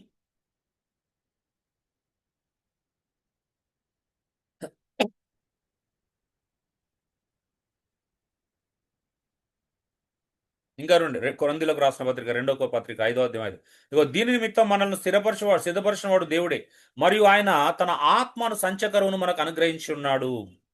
దేవుడు పరిశుద్ధాత్మను సంచకరువును, సీలర్ని మనకు అనుగ్రహించాడంట. ఆయన ముద్రించువాడు, మన విమోచన కొరకు నిలబడ్డవాడు, కాపాడువాడు, మన విమోచన, మన రక్షణను కాపాడువాడు అంటే. అంత గొప్ప పరిశుద్ధాత్మ దేవుని రోజు మనం ఎలా ట్రీట్ చేస్తున్నాం ఆలోచించండి. భయం ఉందా? మనలో పరిశుద్ధాత్మ దేవుడు నివసిస్తున్నాడని కాస్తంత కూస్తంత భయం కనిపిస్తుంది ఎవరి లోపలన్నా? ఎవరి స్వేచ్ఛకాలు బ్రతికేస్తున్నారు. ఉం? కనీసం రొట్టె విరిచేటప్పుడన్నా భయం కలుగుతుందని చూడట్లా. తప్పులు చేస్తూ కూడా రొట్టె విరుస్తున్నారు, కోపాలతో కూడా రొట్టె విరుస్తున్నారు, తిట్టుకొని కూడా రొట్టె విరుస్తున్నారంట. నాకు ఆశ్చర్యం అనిపించింది. చూడట్లేదన్నా, మేము గమనించట్లేదన్నా, మాకు తెలియదన్నా. ఒకవేళ మమ్మల్ని కన్నులు కప్పొచ్చు, కానీ మీరు దేవునికి ఎలా కన్నులు కప్పుతారండి ఎవరైనా కానీ? ఆరోది పవర్ గివర్, శక్తినిచ్చేవాడు. ఈ భూమి మీద సాక్షులుగా జీవించడానికి శక్తినిచ్చేవాడు పరిశుద్ధాత్మ దేవుడు. అపోస్తల కార్యములు 1:8, అయినను పరిశుద్ధాత్మ మీ మీదికి వచ్చినప్పుడు మీరు శక్తి నొందెదరు గనుక మీరు యెరూషలేము, యూదయ, సమరయ దేశములందట దిగంతముల వరకు నాకు సాక్షులైందురని వారితో చెప్పెను. చూడండి, పరిశుద్ధాత్మ దేవుడు ఈ భూమి మీద బ్రతకడానికి, యేసు ప్రభు కొరకు జీవించడానికి శక్తినిచ్చేవాడు అనే విషయాన్ని మీరు మర్చిపోకూడదు. ఆయన లేకపోతే మనకు శక్తి లేదు. అందుకే అంటాడు, పరిశుద్ధాత్మ దేవుని కనిపెట్టుకొని ఉండమని యేసు ప్రభు చెప్పాడు. వచ్చేదాకా మీరు బయటికి వెళ్ళొద్దు. ఆయన వచ్చినప్పుడు మీరు శక్తి నొందరు. శక్తి అనే పదం డైనమైట్, గ్రీక్లో చూస్తే డునామిస్ అగన, డైనమైట్ అనే పదం నుండి వచ్చింది. డునామిస్, డైనమైట్ అంటే విస్ఫోటనం. అది సాధారణ శక్తి కాదండి పరిశుద్ధాత్మ దేవుడు. అందుకే వాళ్ళు భూమిని తలక్రిందులుగా చేయగలిగారు అపోస్తులు ఆ శక్తి ద్వారా. ప్రాణాలు సైతం లెక్క చేయకుండా అర్పించగలరా, అంత శక్తి అనమాట. అక్కడ సాక్షులుగా ఉందురు అనే దగ్గర కూడా అదే చూస్తాం. మాటూస్ అంటే మార్టియర్, సాక్షులుగా బ్రతకడం అనమాట. అంటే ఈ శక్తి ఎలాంటిది అంటే, నువ్వు క్రీస్తు కొరకు చావడానికి కూడా వెనుకడవు, అలాంటి శక్తి. మీరు ఇళ్లలో చిన్న చిన్న విషయాలను ఎదిరించలేక భయపడతా ఉన్నారు. నేను ఏం చేయగలుగుతాను చెప్పండి? పరిశుద్ధాత్మ దేవుని శక్తి లాంటి తెలుసా? దేనికని తెగించగలిగినటువంటి శక్తిని ఇస్తుంది. సత్యం కోసం, సంఘం కోసం, పరిచర్య ధర్మం కోసం, సంఘ క్షేమం కొరకు, క్రీస్తు కొరకు నీకు ఎక్కడ లేని గట్స్ని ఇవ్వగలిగేది పరిశుద్ధాత్మ దేవుని శక్తి. ఈరోజు మేము ఇలా ఒంటరైతామని తెలిసి బోధ ఎలా బోధించగలుగుతున్నామండి? పరిశుద్ధాత్మ శక్తి వలన. ఈ బోధ బోధిస్తే ఎవరు రారని తెలుసు, ఎవరు దగ్గరికి తీయరని తెలుసు, అయినా బోధిస్తున్నాం. ఒంటరి వాళ్ళగా మిగులుతున్నాం అంటే కారణం ఏంటి? ఇంత ధైర్యం ఎక్కడి నుండి వచ్చింది నాలాంటి పిరికివానికి? కేవలం పరిశుద్ధాత్మ వల్ల మాత్రమే. ధైర్యం పరిశుద్ధాత్మ వల్ల కలుగుతుందండి, శక్తి పరిశుద్ధాత్మ వల్ల కలుగుతుంది. ఎఫెసీ 3:10 అంటాడు, అందుకే మీరు అంతరంగ పురుషుని యందు శక్తి కలిగి ఆయన ఆత్మ వలన బలపరచబడినట్లుగా అంటున్నాడు. పౌలు ప్రార్థన చేస్తున్నాడు. అంతరంగ పురుషుని యందు శక్తి ఉండాలి. ఇది బాహ్యమైన శక్తి కాదు. ఇది శరీర సంబంధమైన శక్తి కాదు. ఇది బలాన్ని చూపించేది కాదు. నువ్వు జిమ్లో సంపాదించుకునే శక్తి కాదు. నువ్వు ప్రోటీన్ తినడం వల్ల, ప్రోటీన్ ఫుడ్ తినడం వల్ల వచ్చే శక్తి కాదు ఇది. ఇది పరిశుద్ధాత్మ దేవుని వల్ల కలిగే శక్తి, అంతరంగ పురుషుని వల్ల కలిగే శక్తి. నువ్వు బలం ఉంటే గుద్దుతే పక్కలో ముక్కు పగులుతుందో, కాలు పగులుతుందో, చేయిరుతుంది కావచ్చు, లేకపోతే నీ పక్కన గోడ కూలుతుందేమో. కానీ ఈ శక్తి గోడలు కూల్చే శక్తి కాదు. ఇది భూమిని తలక్రిందులుగా చేసే శక్తి, చావడానికి తెగించేటువంటి శక్తి ఇది. మరి ఆలోచించండి, మీరు పరిశుద్ధాత్మ దేవుని పొందుకున్నప్పుడు ఆయన శక్తిని ఇచ్చాడు కదా, ఆ శక్తి మీ దగ్గర ఎందుకు కనిపించట్లేదు?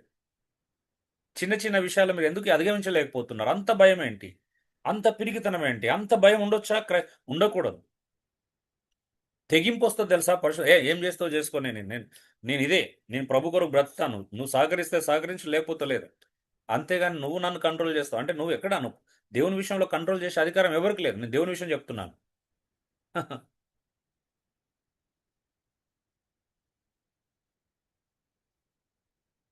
నాకున్న ఇద్దరు ముగ్గురు సాక్షులు సహోదరులు సాక్ష్యం ఇచ్చారు. అన్నా, నేను కుటుంబంలో నా భార్య పిల్లలకు కావాల్సినవన్నీ సమకూరుస్తాను. వాళ్ళకి ఏ లోటు లేకుండా చూసుకోవడం నా బాధ్యత. కానీ వాళ్ళు నా ప్రార్థన విషయంలోనూ, దేవుని వాక్యంలో ఎదిగే విషయంలోనూ, సంఘ సహవాసంలోనూ ఆగటానికి నేను అస్సలు సహించను చెప్పారు సీరియస్‌గా. నిజమే, అది అవసరం. అవును. నన్ను దేవునికి ఎదగకుండా ఆటంకపరిచే శక్తి ఒక భార్యకి గాని, భర్తకి గాని, కుటుంబంలో ఎవరికి గాని లేదు. తల్లిదండ్రులకు గాని ఎవరికి లేదు. ఆ విషయంలో మిమ్మల్ని ఏమైనా ఆటంకపరిస్తే ఎదిరించండి, తప్పేం కాదు. ఎదిరించడం అంటే చెప్పండి. ఇగో నీకు నీ నీ మర్యాద నువ్వు కాపాడుకోవాలంటే ఇక్కడ నన్ను టచ్ చేయొద్దని చెప్పాలి అంతే. సింపుల్‌గా. ఎందుకు ఒక మాట చెప్పడానికి అంత భయం? నేను కూడా చెప్తాను కదా ఇంట్లో. దేవుని దగ్గర ఏ విషయంలో తలదూర్చొద్దు. ఇంకే విషయంలో తలదూర్చు. కొడుగ్గా, ఒక భర్తగా, తండ్రిగా నీ బాధ్యతలేవో నేను చక్కగా నిర్వర్తించట్లేదు అక్కడ అడుగు. అంతేగాని భక్తి విషయంలో తలదూర్చే అధికారం ఎవరికి లేదండి. ఉందా అండి? లేదు గదా! ఇప్పుడు నీ అన్నదమ్ముల కంటే, అక్క చెల్లెల కంటే, తల్లిదండ్రులు ఈ ప్రాణంతో సహా అన్నిటికంటే నువ్వు దేవుడిని ఎక్కువ ప్రేమించాలంటే దాని అర్థం ఏంటి? నువ్వెట్లా ప్రేమిస్తావు? నీ క్రీస్తు కంటే నీ భార్యను, నీ భర్తను ఎక్కువ ప్రేమిస్తున్నావు అంటే అది అర్థం రైట్ కాదు. నువ్వు ఆ విషయంలో నువ్వు నీ భార్యను బాగా ప్రేమించు, నీ భర్తను బాగా ప్రేమించు, తప్పు కాదు. నీ పిల్లల్ని ప్రేమించు, తప్పు కాదు. కానీ క్రీస్తు కంటే ఎక్కువగా నువ్వు ప్రేమిస్తున్నావు అంటే ఎలా? ఆ పవర్ నీ దగ్గర కనిపించట్లేదు, కనబడాలా శక్తి. పరిశుద్ధాత్మ దేవుని శక్తి నీలో కనిపించాలా. ఇంకా నువ్వు నీ మానవ బలహీనతలు పక్కన పెట్టండి, జయించేసేయండి. రండి, నిలబడండి. దేవుని కొరకు ఎంత దూరమైనా వెళ్ళొచ్చు, తప్పు కాదు. నువ్వు బాధ్యతలు సక్రమంగా నిర్వర్తించినంత వరకు నువ్వెవరికి తలదించాల్సిన అవసరం లేదు. నీ కుటుంబంలో నువ్వు నీ బాధ్యతలు సక్రమంగా నిర్వర్తిస్తున్నావు కాబట్టి నువ్వు ఎవరికి తలదించాల్సిన అవసరం లేదు. అవి నిర్వర్తించకపోతే కదా నువ్వు భయపడాల్సింది, బాధపడాల్సింది. అందుకే పరిశుద్ధాత్మ శక్తిని కలిగి జీవించండి దయచేసి. ఉం? ఇంకేమన్నాడు? రోమా 15:13 చూడండి. కాగా మీరు పరిశుద్ధాత్మ శక్తి పొంది, ఏ పొందంట? పరిశుద్ధాత్మ శక్తిని పొంది విస్తారముగా నిరీక్షణ కలవారమవుటకు నిరీక్షణకర్తయగు దేవుడు విశ్వాసం ద్వారా సమస్తమును సమాధానంతో మిమ్మల్ని నింపునుగాక. సమాధానం ఉంటుంది. పరిశుద్ధాత్మ శక్తి ఉన్న చోట సమాధానం ఉంటుంది. నువ్వు సమాధానం లేకుండా ఉంటున్నావు అంటే నీకు పరిశుద్ధాత్మ శక్తి లేదు. అది ఉంటే సమాధానం ఉంటుంది. చూడండి, సమాధానంతో నేను నింపునుగాక. సమస్త ఆనందం. చూడండి, పరిశుద్ధాత్మ దేవుడు ఉన్న చోట శ్రమలో కూడా ఆనందం ఉంటుంది, సమాధానం ఉంటుంది. అవి రెండు నువ్వు అనుభవించట్లేదంటే అర్థం ఏంటి? ఇంకా చూడండి, రోమా 8:15 ఏలైనగా మరలా భయపడకు మీరు దాస్యపాత్మను పొందలేదు గాని దత్తపుత్రాత్మను పొందితిరి. ఆత్మ కలిగిన వారమే మన అబ్బా తండ్రి అని మొర్రపెట్టుచున్నాం. ధైర్యము, పవర్. దేవుడు మనకు ధైర్యాన్ని ఇచ్చాడు. రా, నీకేం సమస్య ఉన్నా అబ్బా తండ్రి అని తండ్రి ఉన్నాడు, పిలువు. ఇగో దేవా నన్ను ఇక్కడ విడిపించు, ప్రభా నన్ను ఇక్కడ విడిపించని వేడుకో, బ్రతిమలాడుకో. ఇగో నాకు నేను ఇక్కడ బలహీన పడిపోతున్నాను ప్రభా, నా వల్ల అయితే లేదు ప్రభా, నువ్వు సహాయం చేయని వేడుకో. నువ్వు ఎంత పిరికివాడవైనా పర్వాలేదు, అక్కడ వేడుకో, కనీసం వేడుకోవచ్చుగా. నీకు అవకాశం ఉంది కదా. లేదా నీకు ప్రార్థించుకునే అవకాశం లేదా? ఒకవేళ బహిరంగంగా ప్రార్థించే అవకాశం, లోపల లోపల అంతరంగంగా కేకలేసే అవకాశం లేదా? ప్రభా నన్ను ఇక్కడి నుంచి విడిపించని. ఉంది, నువ్వు వాడుకోవట్లే అంతే. నేను ప్రతిరోజు కేకేస్తాను, నాకు ఆ సమస్య వచ్చినప్పుడు కేకేస్తాను. అందుకే శక్తి బలంగా మళ్ళీ బయటికి రావడం జరుగుతుంది. శక్తివంతులుగానే బయటకు వస్తున్నాం. కనిపించావా మీ కళ్ళ ముందు ఎప్పుడన్నా బలహీనలుగా? బలహీనతలు లేవని చెప్పట్లే, బలహీనతలు ఉన్నా మీ ముందు ఎప్పుడు మేము బలహీనలు కనపడలేదు. మా బలహీనతలు చిన్నవి. పరిశుద్ధాత్మ శక్తి ముందు మన బలహీనతలన్నీ చిన్నవంటాయి. ఇంకా చూడండి, 2 తిమోతి 1:7 దేవుడు మనకు శక్తియు ప్రేమయు ఇంద్రియ నిగ్రహం గల ఆత్మను ఇచ్చని గాని పిరికితనం గల ఆత్మను ఇవ్వలేదు. ఏంటి? పరిశుద్ధాత్మ దేవుడు ఉన్న చోట పిరికితనానికి తావులేదు.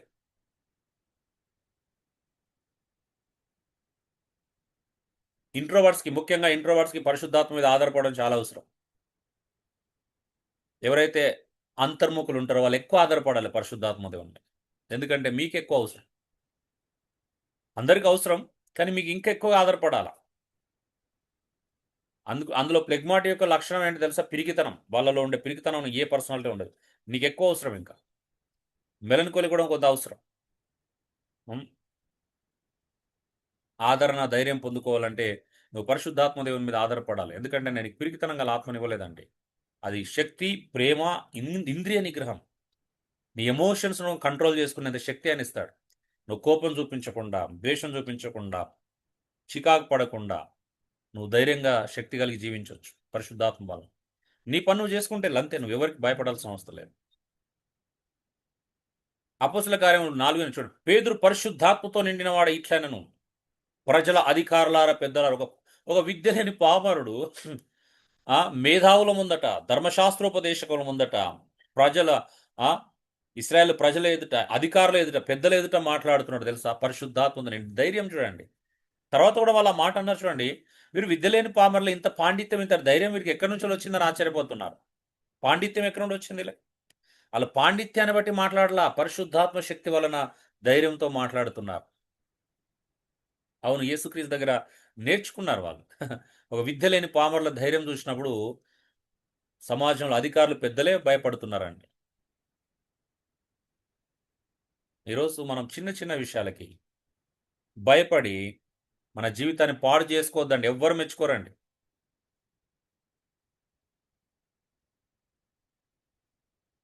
నాకు తెలిసి ప్రపంచంలో ఒక పిరికివాడిని మెచ్చుకున్న చరిత్ర ప్రపంచంలో ఎక్కడ కూడా లేదు. అవునా అండి? ఎవరైనా మెచ్చుకుంటారా అండి పిరికి వాళ్ళని? పిరికి వాళ్ళకి ఎవరైనా చప్పట్లు కొడతారా వస్తుంది శభాష్ అని? పిరికి వాళ్ళ పక్షంగా ఎవరు నిలబడలేరండి. ఒక ధైర్యవంతుని పక్షంగానే నిలబడతాం. ఎవరైనా నిలబడే సహాయం చేసే ధైర్యవంతులే. పిరికి వాళ్ళకి ఎవరు చేయలేరు. నువ్వు రా, బయటికి రా. ఎందుకంటే నీ శక్తి మీద నేను ఆధారపడమనట్లే. పరిశుద్ధాత్మ దేవుని శక్తి మీద నువ్వు ఆధారపడాల్సినటువంటి సమయం ఇది. అందరూ ఎవరైతే ఈ ప్రాబ్లమ్స్ ఫేస్ చేస్తున్నారో అందరూ కూడా. హ్మ్. ఏడోది ఇంటర్సెషన్. విజ్ఞాపన చేయవాడు. మన పక్షంగా ప్రార్థిస్తాడని తెలుసా మీకు పరిశుద్ధాత్మ దేవుడు? రోమా 8:26. అటువలే ఆత్మయు మన బలహీనతలను చూచి సహాయం చేస్తాడంట. ఈవెన్ ప్రార్థన విషయంలో కూడా విజ్ఞాపన చేస్తుండు నీ పక్షంగా. ఏలయనగా మనకు ఎలా యుక్తంగా ప్రార్థన చేయాలో తెలియదు మనకు. కానీ ఉచ్చరింప శక్యం గాని మూలుగులతో ఆత్మ మన పక్షంగా విజ్ఞాపన చేస్తున్నాడు. నువ్వు అలా విజ్ఞాపన చేసే విధంగా నువ్వు ఇంత గొప్ప పరిశుద్ధాత్మ దేవుని ఎలా నిర్లక్ష్యం చేస్తావండి? ఇంటర్సెసర్ అండి. నీ కొరకు విజ్ఞాపన చేస్తున్నాడు ఆయన. నీ ఆత్మ రక్షించబడాలి. నువ్వు నిలబడాలి. దాని సందర్భం చూడండి. ఏ విధంగా విజ్ఞాపన చేస్తుండే. దాని సందర్భం ఏంటో తెలుసా? చివరి వచనాలు చదివితే మీకు అర్థమవుతుంది.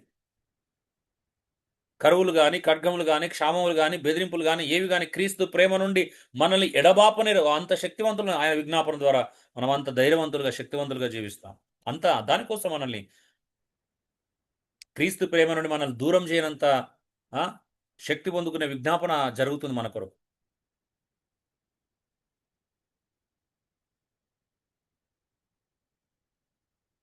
సో ఎందుకంటే మనం ప్రార్థన చేయాలో ఎలా చేయాలో తెలియదు వాస్తవానికి.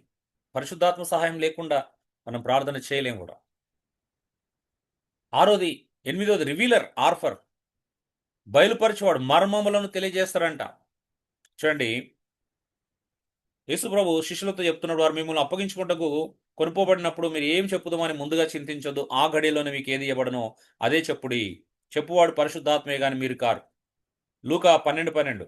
మీరేం చెప్పవలసి ఉన్నది పరిశుద్ధాత్మ ఆ గడిలోనే మీకు నేర్పునా నేను.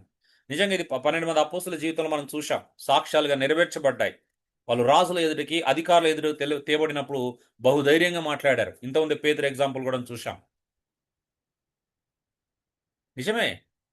నువ్వు లేచి నిలబడు మాట్లాడడానికి. బైబిల్ చదువుకో. ఈరోజు బాగా చదివి నిలబడు. మీకు తెలుసా మీలో చాలా మంది పిరికి వాళ్ళు. పిరికితనం వల్ల మీరు స్టేజ్ మీదకి వచ్చి 10 నిమిషాలు వాక్యం కూడా చెప్పుకోవాలని స్థానిక కారణమైనంత పిరికితనం. కానీ నువ్వు నిలబడొచ్చు. నువ్వు సువార్త ఎందుకు చెప్పలేదు? పిరికితనమే. చాలా మంది సువార్త చెప్పడానికి గల కారణం పిరికితనమే. భయం, ఎవరేమనుకుంటారా అని. సత్యం చెప్పకపోవడానికి కూడా కారణం పిరికితనమే, భయం. కానీ పరిశుద్ధాత్మ దేవుడు రివీలర్ అండి. ఎప్పుడు ఎలా మాట్లాడాలో ఆయన నీకు నేర్పిస్తాడు. నువ్వు ఆధారపడాలి. అంటే కోర్స్ ఇది అపోస్తుల జీవితంలో వాళ్ళకు ప్రత్యేకించబడినటువంటి వాగ్దానం. ఇది వాళ్ళ జీవితంలో నెరవేర్చబడింది. అయితే ఇప్పుడు కూడా ఈ వాగ్దానం మనం అప్లై చేసుకోవచ్చు. ఎప్పుడు నువ్వు నిజంగా దేవుని మీద ఆధారపడి ఎక్కడైనా నిలబడాలని, మాట్లాడాలని ఇష్టపడితే నేను దేవుడు నిలబెట్టుకుంటాడు. వాళ్ళతో ఎలా మాట్లాడాలో నేర్పిస్తాడు. కొరింథీయులకు రాసిన మొదటి పత్రిక 2 మనకైతే దేవుడు వాటిని ఆత్మ వల్ల బయలుపరిచి ఉన్నాడంట.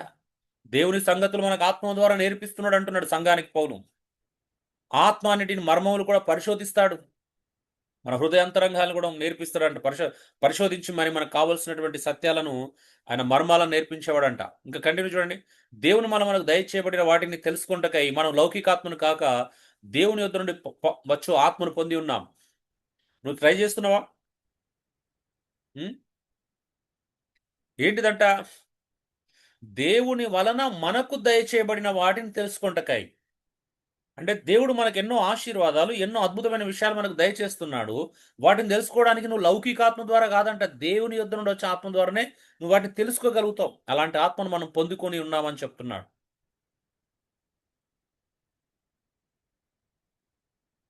అర్థమవుతుందా అండి? ఇంకా చూడండి ఎఫెసీ 3:5 ఈ మర్మం ఇప్పుడు ఆత్మ మూలముగా పరిశుద్ధులకు అపోస్తులకును ప్రవక్తలకు బయలుపరచబడినట్లుగా పూర్వకాలంలో మనుషులకు తెలియపరచబడలేదు. అంటే పాత నిబంధనలు ఉన్నటువంటి ఒక మర్మము ప్రవక్తలకు అపోస్తులకు తెలియపరచబడిన అప్పుడు తెలియదండి. పరిశుద్ధాత్ములకు ఆ మర్మాన్ని రివీల్ చేశాడు. ఆఫ్ కోర్స్ ఈ మర్మం ఎదురుగా ఎఫెసీ 3:6లోనే ఉంది. ఈ మర్మం ఎదురుగా అన్యజనులు యూదులతో పాటు సమాన వారసులు ఒక్క శరీరం సాటి అవయవాలుగా వాళ్ళు ఉండటానికి పిలువబడ్డారంట. వాగ్దానంలో పాలివారు. ఎంత గొప్ప మర్మము పరిశుద్ధాత్మ రివీల్ చేశాడు. సో ఇది మీకు ఇప్పుడు కొద్దిగా ఇంపార్టెంట్ కాదు కాబట్టి నేను దీన్ని అంటే అయిపోయింది, ఇది నెరవేర్చబడింది మనందరి జీవితంలో. సో రక్షించబడిన మనం కులాలకి మతాలకు అతీతంగా అన్ని ఇజాలకు అతీతంగా కలిసిపోవడమే ఈ సువార్త యొక్క మర్మం. ఇది ఈ మర్మాన్ని పరిశుద్ధాత్మ ద్వారా అపోస్తులు పొందుకున్నారు. 9 ఇండ్వెలర్ మనలో నివసించువాడు పరిశుద్ధాత్మ దేవుడు. తెలుసా మీకు? 1 కొరింథీ 3:6 మీరు దేవుని ఆలయమై ఉన్నారనియు దేవుని ఆత్మ మీలో నివసించున్నాడని మీరు ఎరగరా? దేవుని ఆత్మ మీలో నివసిస్తున్నాడని మీరు ఎరగరా అండి? మీలో ఉన్నాడు దేవుడు ఆత్మ. ఎరగరా అంటున్నాడు పౌలు. ఆ మాత్రం తెలియదా దేవుని ఆత్మ మీలో నివసిస్తున్నాడని? ఇంకా అంటున్నాడు మీ దేహము చూడండి 1 కొరింథీ 6:19 మీ దేహము దేవుని వల్ల అనుగ్రహింపబడి మీలో ఉన్న పరిశుద్ధాత్మకు ఆలయం ఉన్నదని మీరు ఎరగరా? మీరు మీ సొత్తు కాదు. మీకు నచ్చినట్టుగా జీవించడానికి మీరు ఎలా పడితే అలా జీవించడానికి, మీరు స్వేచ్ఛగా జీవించడానికి మీరు మీ సొత్తు కాదు. మీరు విలపెట్టు కొనబడిన వారు. మీరు దేవుని సొత్తు. మీరు దేవుని పరిశుద్ధాత్మకు నిలయమై ఉన్నారు. మీరు ఆలయమై ఉన్నారు. మరేంటి నీ ఇష్టానుసారంగా నువ్వు జీవిస్తా అంటే ఎలాగా?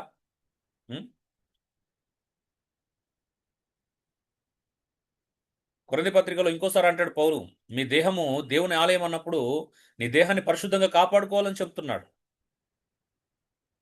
అంత మాత్రమే కాదు, ఎవడైనా దేవుని ఆలయాన్ని పాడు చేస్తే దేవుడు వాడిని పాడు చేస్తాడన్నాడు ఇక్కడ 1 కొరింథీ 3:16-17లో. అంటే మనము దేవుని ఆలయం, మనల్ని ఎవడైనా పాడు చేస్తే దేవుడు ఊరుకోడు. నిన్ను పాడు చేసుకున్న దేవుడు ఊరుకోడు. నిన్ను నువ్వు పాడు చేసుకున్న ఊరుకోడు. నిన్ను ఎవరైనా పాడు చేసినా ఊరుకోడు. నువ్వు ఎవరిని పాడు చేసినా దేవుడు ఊరుకోడు. మనమే ఆయన ఆలయం అండి. ఆయన ఇన్వెల్లర్ మనలో నివసిస్తున్నాడు. అందుకే మనలో ఉన్న పరిశుద్ధాత్మ దేవుడు మనం నడిపిస్తాడు. ఆయన మనల్ని ప్రోత్సహిస్తాడు, మనల్ని ఆదరిస్తాడు, మనకు శక్తిని ఇస్తాడు, బలం ఇస్తాడు, సాక్ష్యం ఇస్తాడు, మనల్ని రూపాంతరపరుస్తాడు. ఇన్ని కార్యాలు చేస్తాడు మనలో ఉండి. మరి పరిశుద్ధాత్మ దేవుని కలిగిన మనము ఎందుకు అలా జీవించలేకపోతున్నాం ఆలోచించండి బ్రదర్స్ అండ్ సిస్టర్స్. 10ది టీచర్, హోలీ స్పిరిట్లో లాస్ట్ వర్డ్. బోధించువాడు సర్వమును జ్ఞాపకం చేస్తాడు. మత్తయి 23 మీరైతే బోధకులను పిలవడద్దు, ఒక్కడే మీ బోధకుడు. మనందరూ తెలుసు పరిశుద్ధాత్మ దేవుడు మన బోధకుడు. యోహాను 14 చూడండి, ఆధారకర్త అనగా తండ్రి నామమున పంపవు పరిశుద్ధాత్మ సమస్తముని బోధించి నేను మీతో చెప్పిన సంగతులన్నీ మీకు జ్ఞాపకం చేస్తాడు. పరిశుద్ధాత్మ దేవుడు మనకు బోధిస్తాడండి. నీకు ప్రతిరోజు బోధిస్తున్నాడు, నీ అంతరంగం నుంచి బోధిస్తున్నాడు. అయినా నువ్వు వినట్లా, నువ్వు లోబడట్లేదు. ప్రాబ్లం ఏంది? ఆయన బోధిస్తున్నాడు నీకు రోజు. ఇలా ప్రతిసారి వాక్యం విన్న ప్రతిసారి నీకు బోధిస్తున్నాడు, కానీ నీకు విధేయత లేదు, వినేయం లేదు, నువ్వు లోబడట్లా. అది ప్రాబ్లం ఇక్కడ. పరిశుద్ధాత్మ దేవుని బోధన ధిక్కరిస్తే ఏం ప్రయోజనం అండి? పాత నిబంధన భక్తులు, పాత నిబంధన ఇశ్రాయేల్ ప్రజలు పరిశుద్ధాత్మ దేవుని ఎదిరించిన ప్రతిసారి వాళ్ళు శిక్షకు అర్హులయ్యారు. ఇప్పటి కూడా నువ్వు ఇంకా పరిశుద్ధాత్మ దేవుని ఎదిరిస్తున్నావు, ఆయన దుఃఖపరుస్తున్నావు, ఎదిరిస్తున్నావు. ఆయన మాట వినట్లా, మనతో ఒప్పింపజేసి మనలో మాట్లాడుతున్నాడు. ఆయన మన ఆత్మ ద్వారా, మన ఆత్మ నుంచి మాట్లాడుతున్నాడు నీకు, కానీ నువ్వు వినట్లా. ఎలాంటి ప్రయోజనం ఏంటప్పుడు వినకపోతే? నేను చివరికి 2 మాటలు చెప్పి ముగిస్తున్నాను. ఎఫెసీ 4:30 దేవుని పరిశుద్ధాత్మ దుఃఖపరచకుడి, విమోచన దినం వరకు ఆయన యందు మీరు ఉద్ధరింపబడి ఉన్నారు. ఎవరు దుఃఖపరుస్తారో తెలుసా పరిశుద్ధాత్మ దేవుని? కోపం కలిగిన వాళ్ళు. కోపము, ద్వేషము, అసూయ, ఈర్ష్య, వివాదాలు, కక్షలు, కలహాలు ఎవరై హృదయంలో అయితే ఉంటాయో వాళ్ళ వలన పరిశుద్ధాత్మ దేవుడు దుఃఖపడతాడు. చెప్పండి, మీలో చాలా మందికి అవి లేవని చెప్పగలుగుతారా? కొద్దిమందికి నిజంగా నేను లేని వాళ్ళని చూశాను. మరి మిగతా వాళ్ళ పరిస్థితి ఏంటి? హ్మ్? నువ్వెన్నిసార్లు దుఃఖపరుచుంటావో ఆలోచించు ఇప్పటికి పరిశుద్ధాత్మ దేవుడిని. నీ కోపం ద్వారా, నీ ద్వేషం ద్వారా, నీ అసూయ ద్వారా, ఆ? నువ్వు విషం వెళ్ళగక్కడం ద్వారా, నువ్వు వివాదాలకు తావివ్వడం ద్వారా, నువ్వు కక్షలకు తావివ్వడం ద్వారా, సెల్ఫ్ కంట్రోల్ లేకపోవడం ద్వారా, నీ కోపాన్ని నియంత్రించుకోకపోవడం ద్వారా, కొన్నిసార్లు నీ చేతగానితనం అండి. కోపానికి కారణం తెలుసా? చేతగానితనం. నీకు మంచిగా జీవించడం చేతగాక వాళ్ళ మీద వీళ్ళ మీద నువ్వు కోపాన్ని ప్రదర్శించడం కూడా నేను చూశాను చాలామంది జీవితాలలో. అది కూడా రైట్ కాదు. చాలామంది కోపం వెనకంటే చేతగాని వాళ్ళు కోపాన్ని ప్రదర్శిస్తారు వాస్తవం చెప్పాలంటే. ఉం? కోపం కూడా చేతగానితనానికి ఒక రుజువే అది. అనవసరమైన కోపం అది చేతగానితనానికి రుజువే. ఉం? ఏం చేయలేక కోపగించుకోవడం అంతే కదా. నువ్వు మారలేక, మారడానికి సిద్ధంగా లేక వేరే వాళ్ళ మీద కోపాన్ని ప్రదర్శిస్తున్నావు. కోపానికి కారణం వేరైతే నువ్వు ఆ కోపాన్ని ఇంకొకరి మీద చూపిస్తున్నావు చూడండి. ఇదంతా కూడా బలహీనతలండి. దీనివల్ల ఏమవుతుందో తెలుసా? పరిశుద్ధాత్మ దేవుడు నీ ద్వారా దుఃఖపడుతున్నాడు. ఎంత దుఃఖపడుతున్నాడో నీకు తెలియదు. నువ్వు అంత ఆలోచించు, ఒకసారి ఆలోచిస్తే నీకు అర్థమవుతుంది. లేఖనం చదువు. మొదటి తెస్సలోనికీ రాసిన పత్రిక 5:19 ఆత్మను ఆర్పకుడు అంటాడు. Do not quench the spirit. ఎవరు ఆర్పుతారో తెలుసా? పిరికితనం కలిగిన వాళ్ళు దేవుని ఆత్మను ఆర్పేస్తారు. పిరికితనం, భయస్థులు, వీళ్ళ ద్వారా దైవ కార్యాలు జరిగాయి. ఎందుకంటే ప్రతిదీ కంఫర్ట్గా ఏం బాధ లేకపోతేనే కదులుతారు వీళ్ళు. రిస్క్ చేయరు. బాధ ఉందంటే రిస్క్ చేయరు. కంఫర్ట్గా ఉండాలి. పిరికితనం వీళ్ళకి భయం అడ్డగిస్తుంది. వీళ్ళకి భయం అడ్డగిస్తూ ఉంటుంది. అర్థమవుతుందా అండి? వింటున్నారా? చూస్తున్నారా బైబిల్ ఈ లేఖనాలు తీసి? కనీసం అండర్లైన్ చేసుకుంటున్నారు. మీ బైబిలే చూడట్లేదు చాలా మందిని చూస్తున్నారు. కొద్దిమంది రాసుకుంటున్నారు. మిగతా వాళ్ళు ఏం చేస్తారో మరి చూడాలి. Okay. Holy spirit memory friendly మనం చూశాను. మన సహాయకుడు, హెల్పర్, ఆదరించేవాడు, ఒప్పింపజేయవాడు, మన పాపాన్ని తెలియజేస్తాడు. మూడోది మార్పును కలుగజేయవాడు, స్వభావం మారుస్తాడు. నాలుగోది ఆనందమును అనుగ్రహించేవాడు, ఈల్ టు జాయ్ అనమాట, జాయ్ గివర్. సో ఆనందాన్ని అనుగ్రహిస్తాడు. శ్రమలో కూడా క్రీస్తులో ఎలా ఆనందించాలో నేర్పిస్తాడు. సీలర్, ఎస్ ఫర్ సీలర్, ముద్రించేవాడు, కాపాడి మనల్ని భద్రపరుస్తాడు. పీ ఫర్ పవర్ గివర్, శక్తిదాత, సాక్షులుగా మనం జీవించడానికి ఈ సమాజంలో మనకు శక్తి ఇస్తా ఉంటాడు. ఇంటర్సెషర్, విజ్ఞాపన చేయవాడు, మన కొరకు ప్రార్థిస్తాడు పరిశుద్ధాత్మ దేవుడు. ఆర్ ఫర్ రివీలర్, ఆయన మర్మాలను వెల్లడి చేస్తాడు, సత్యాలని మనకు చూపిస్తూ ఉంటాడు. ఐ ఫర్ ఇండ్వెలర్, నివసించేవాడు, మనమే ఆయన ఆలయం, మనలో నివసిస్తాడు ఆయన. టీచర్, బోధకుడు, ఆయన మనల్ని జ్ఞాపకం చేస్తాడు. యేసుప్రభు బోధించిన బోధలు మనకు గుర్తు చేస్తూ ఉంటాడు బైబిల్ చదువుతున్నప్పుడు. చాలా అద్భుతమైనటువంటి వ్యక్తి. మరి ఇలాంటి పరిశుద్ధాత్మ దేవుని, ఆయన వ్యక్తి అండి, శక్తి కాదు. పరిశుద్ధాత్మ దేవుడు అంటే ఊగిపోవడం కాదు, అల్లరి చేయడం కాదు. పరిశుద్ధాత్మ దేవుడు అల్లరికి కర్త కాదు. ఎక్కడ అల్లరి ఉంటుందో అక్కడ నీచకార్యం ఉంటుంది. అక్కడ పరిశుద్ధాత్మ దేవుడు ఉండడు. కక్షలు, కలహాలు, విభేదాలు ఉన్న చోట పరిశుద్ధాత్మ దేవుడు ఉండడు. కోపము ఉన్న చోట, ద్వేషం ఉన్న చోట, అసూయ ఉన్న చోట పరిశుద్ధాత్మ దేవుడు ఉండడు. పిరిగితనం ఉన్న చోట, భయం ఉన్న చోట పరిశుద్ధాత్మ దేవుడు కార్యాలు జరగవు. Dear brothers and sisters, be careful. ఇది నీకోసమే, మీకోసమే, ఇది మనందరి కోసం. కాబట్టి హోలీ స్పిరిట్ అనేటువంటి పరిశుద్ధాత్మ దేవుని గురించినటువంటి సారాంశాన్ని మీరు గ్రహించండి. ఇది అవసరం, మరలా ధ్యానించండి. యాక్చువల్ నేను చాలా తక్కువ చెప్పాను, ఎందుకంటే మీకు రిసీవ్ చేసుకోలేరేమో, ఇంకెక్కువ చెప్తే ఏమైతే ఎక్కువ అయిపోతుంది, వెక్కసం అవుతుందని నేను చాలా తక్కువ వివరించాను. నేను ఒకటే భాగంలో చెప్పాలనుకున్నాను, లేదా 2-3 భాగాలు అయితే బాగానే ఉంటుండే. సో ఈ 10 పాయింట్స్ మీరు దృష్టిలో పెట్టుకోవాల్సిన అవసరం ఉంది. మ్యాక్సిమం నేను కవర్ చేశాను. పరిశుద్ధాత్మ దేవుని లక్షణాలు, ఆయన ఆయన కార్యాలు, ఆయన ఏం చేయగలుగుతాడు అనేది ఈ 10 పాయింట్స్ ద్వారా నేను మ్యాక్సిమం కవర్ చేశాను. 1-2 మిస్ అయినా కూడా నేను వేరే ఇతర లేఖనాల ద్వారా కూడా గుర్తు చేశాను. So dear brothers and sisters, be careful. పరిశుద్ధాత్మ దేవుని గాయపరచొద్దు, దుఃఖపరచొద్దు, ఆత్మను ఆర్పకండి దయచేసి. మీ పిరికితనం చేత, మీ భయం చేత ఆత్మను ఆర్పొద్దు. మీ కోపాలు, మీ భావోద్వేగాల చేత పరిశుద్ధాత్మ దేవుని దుఃఖపరచొద్దు. ప్రార్థన చేసుకుందాం. Thank you lord, thank you Jesus. నీకు స్తోత్రాలు చెల్లిస్తున్నాం ప్రభా, నీకు వందనాలు. నువ్వు మహోన్నతుడు, గొప్పవాడు ప్రభా.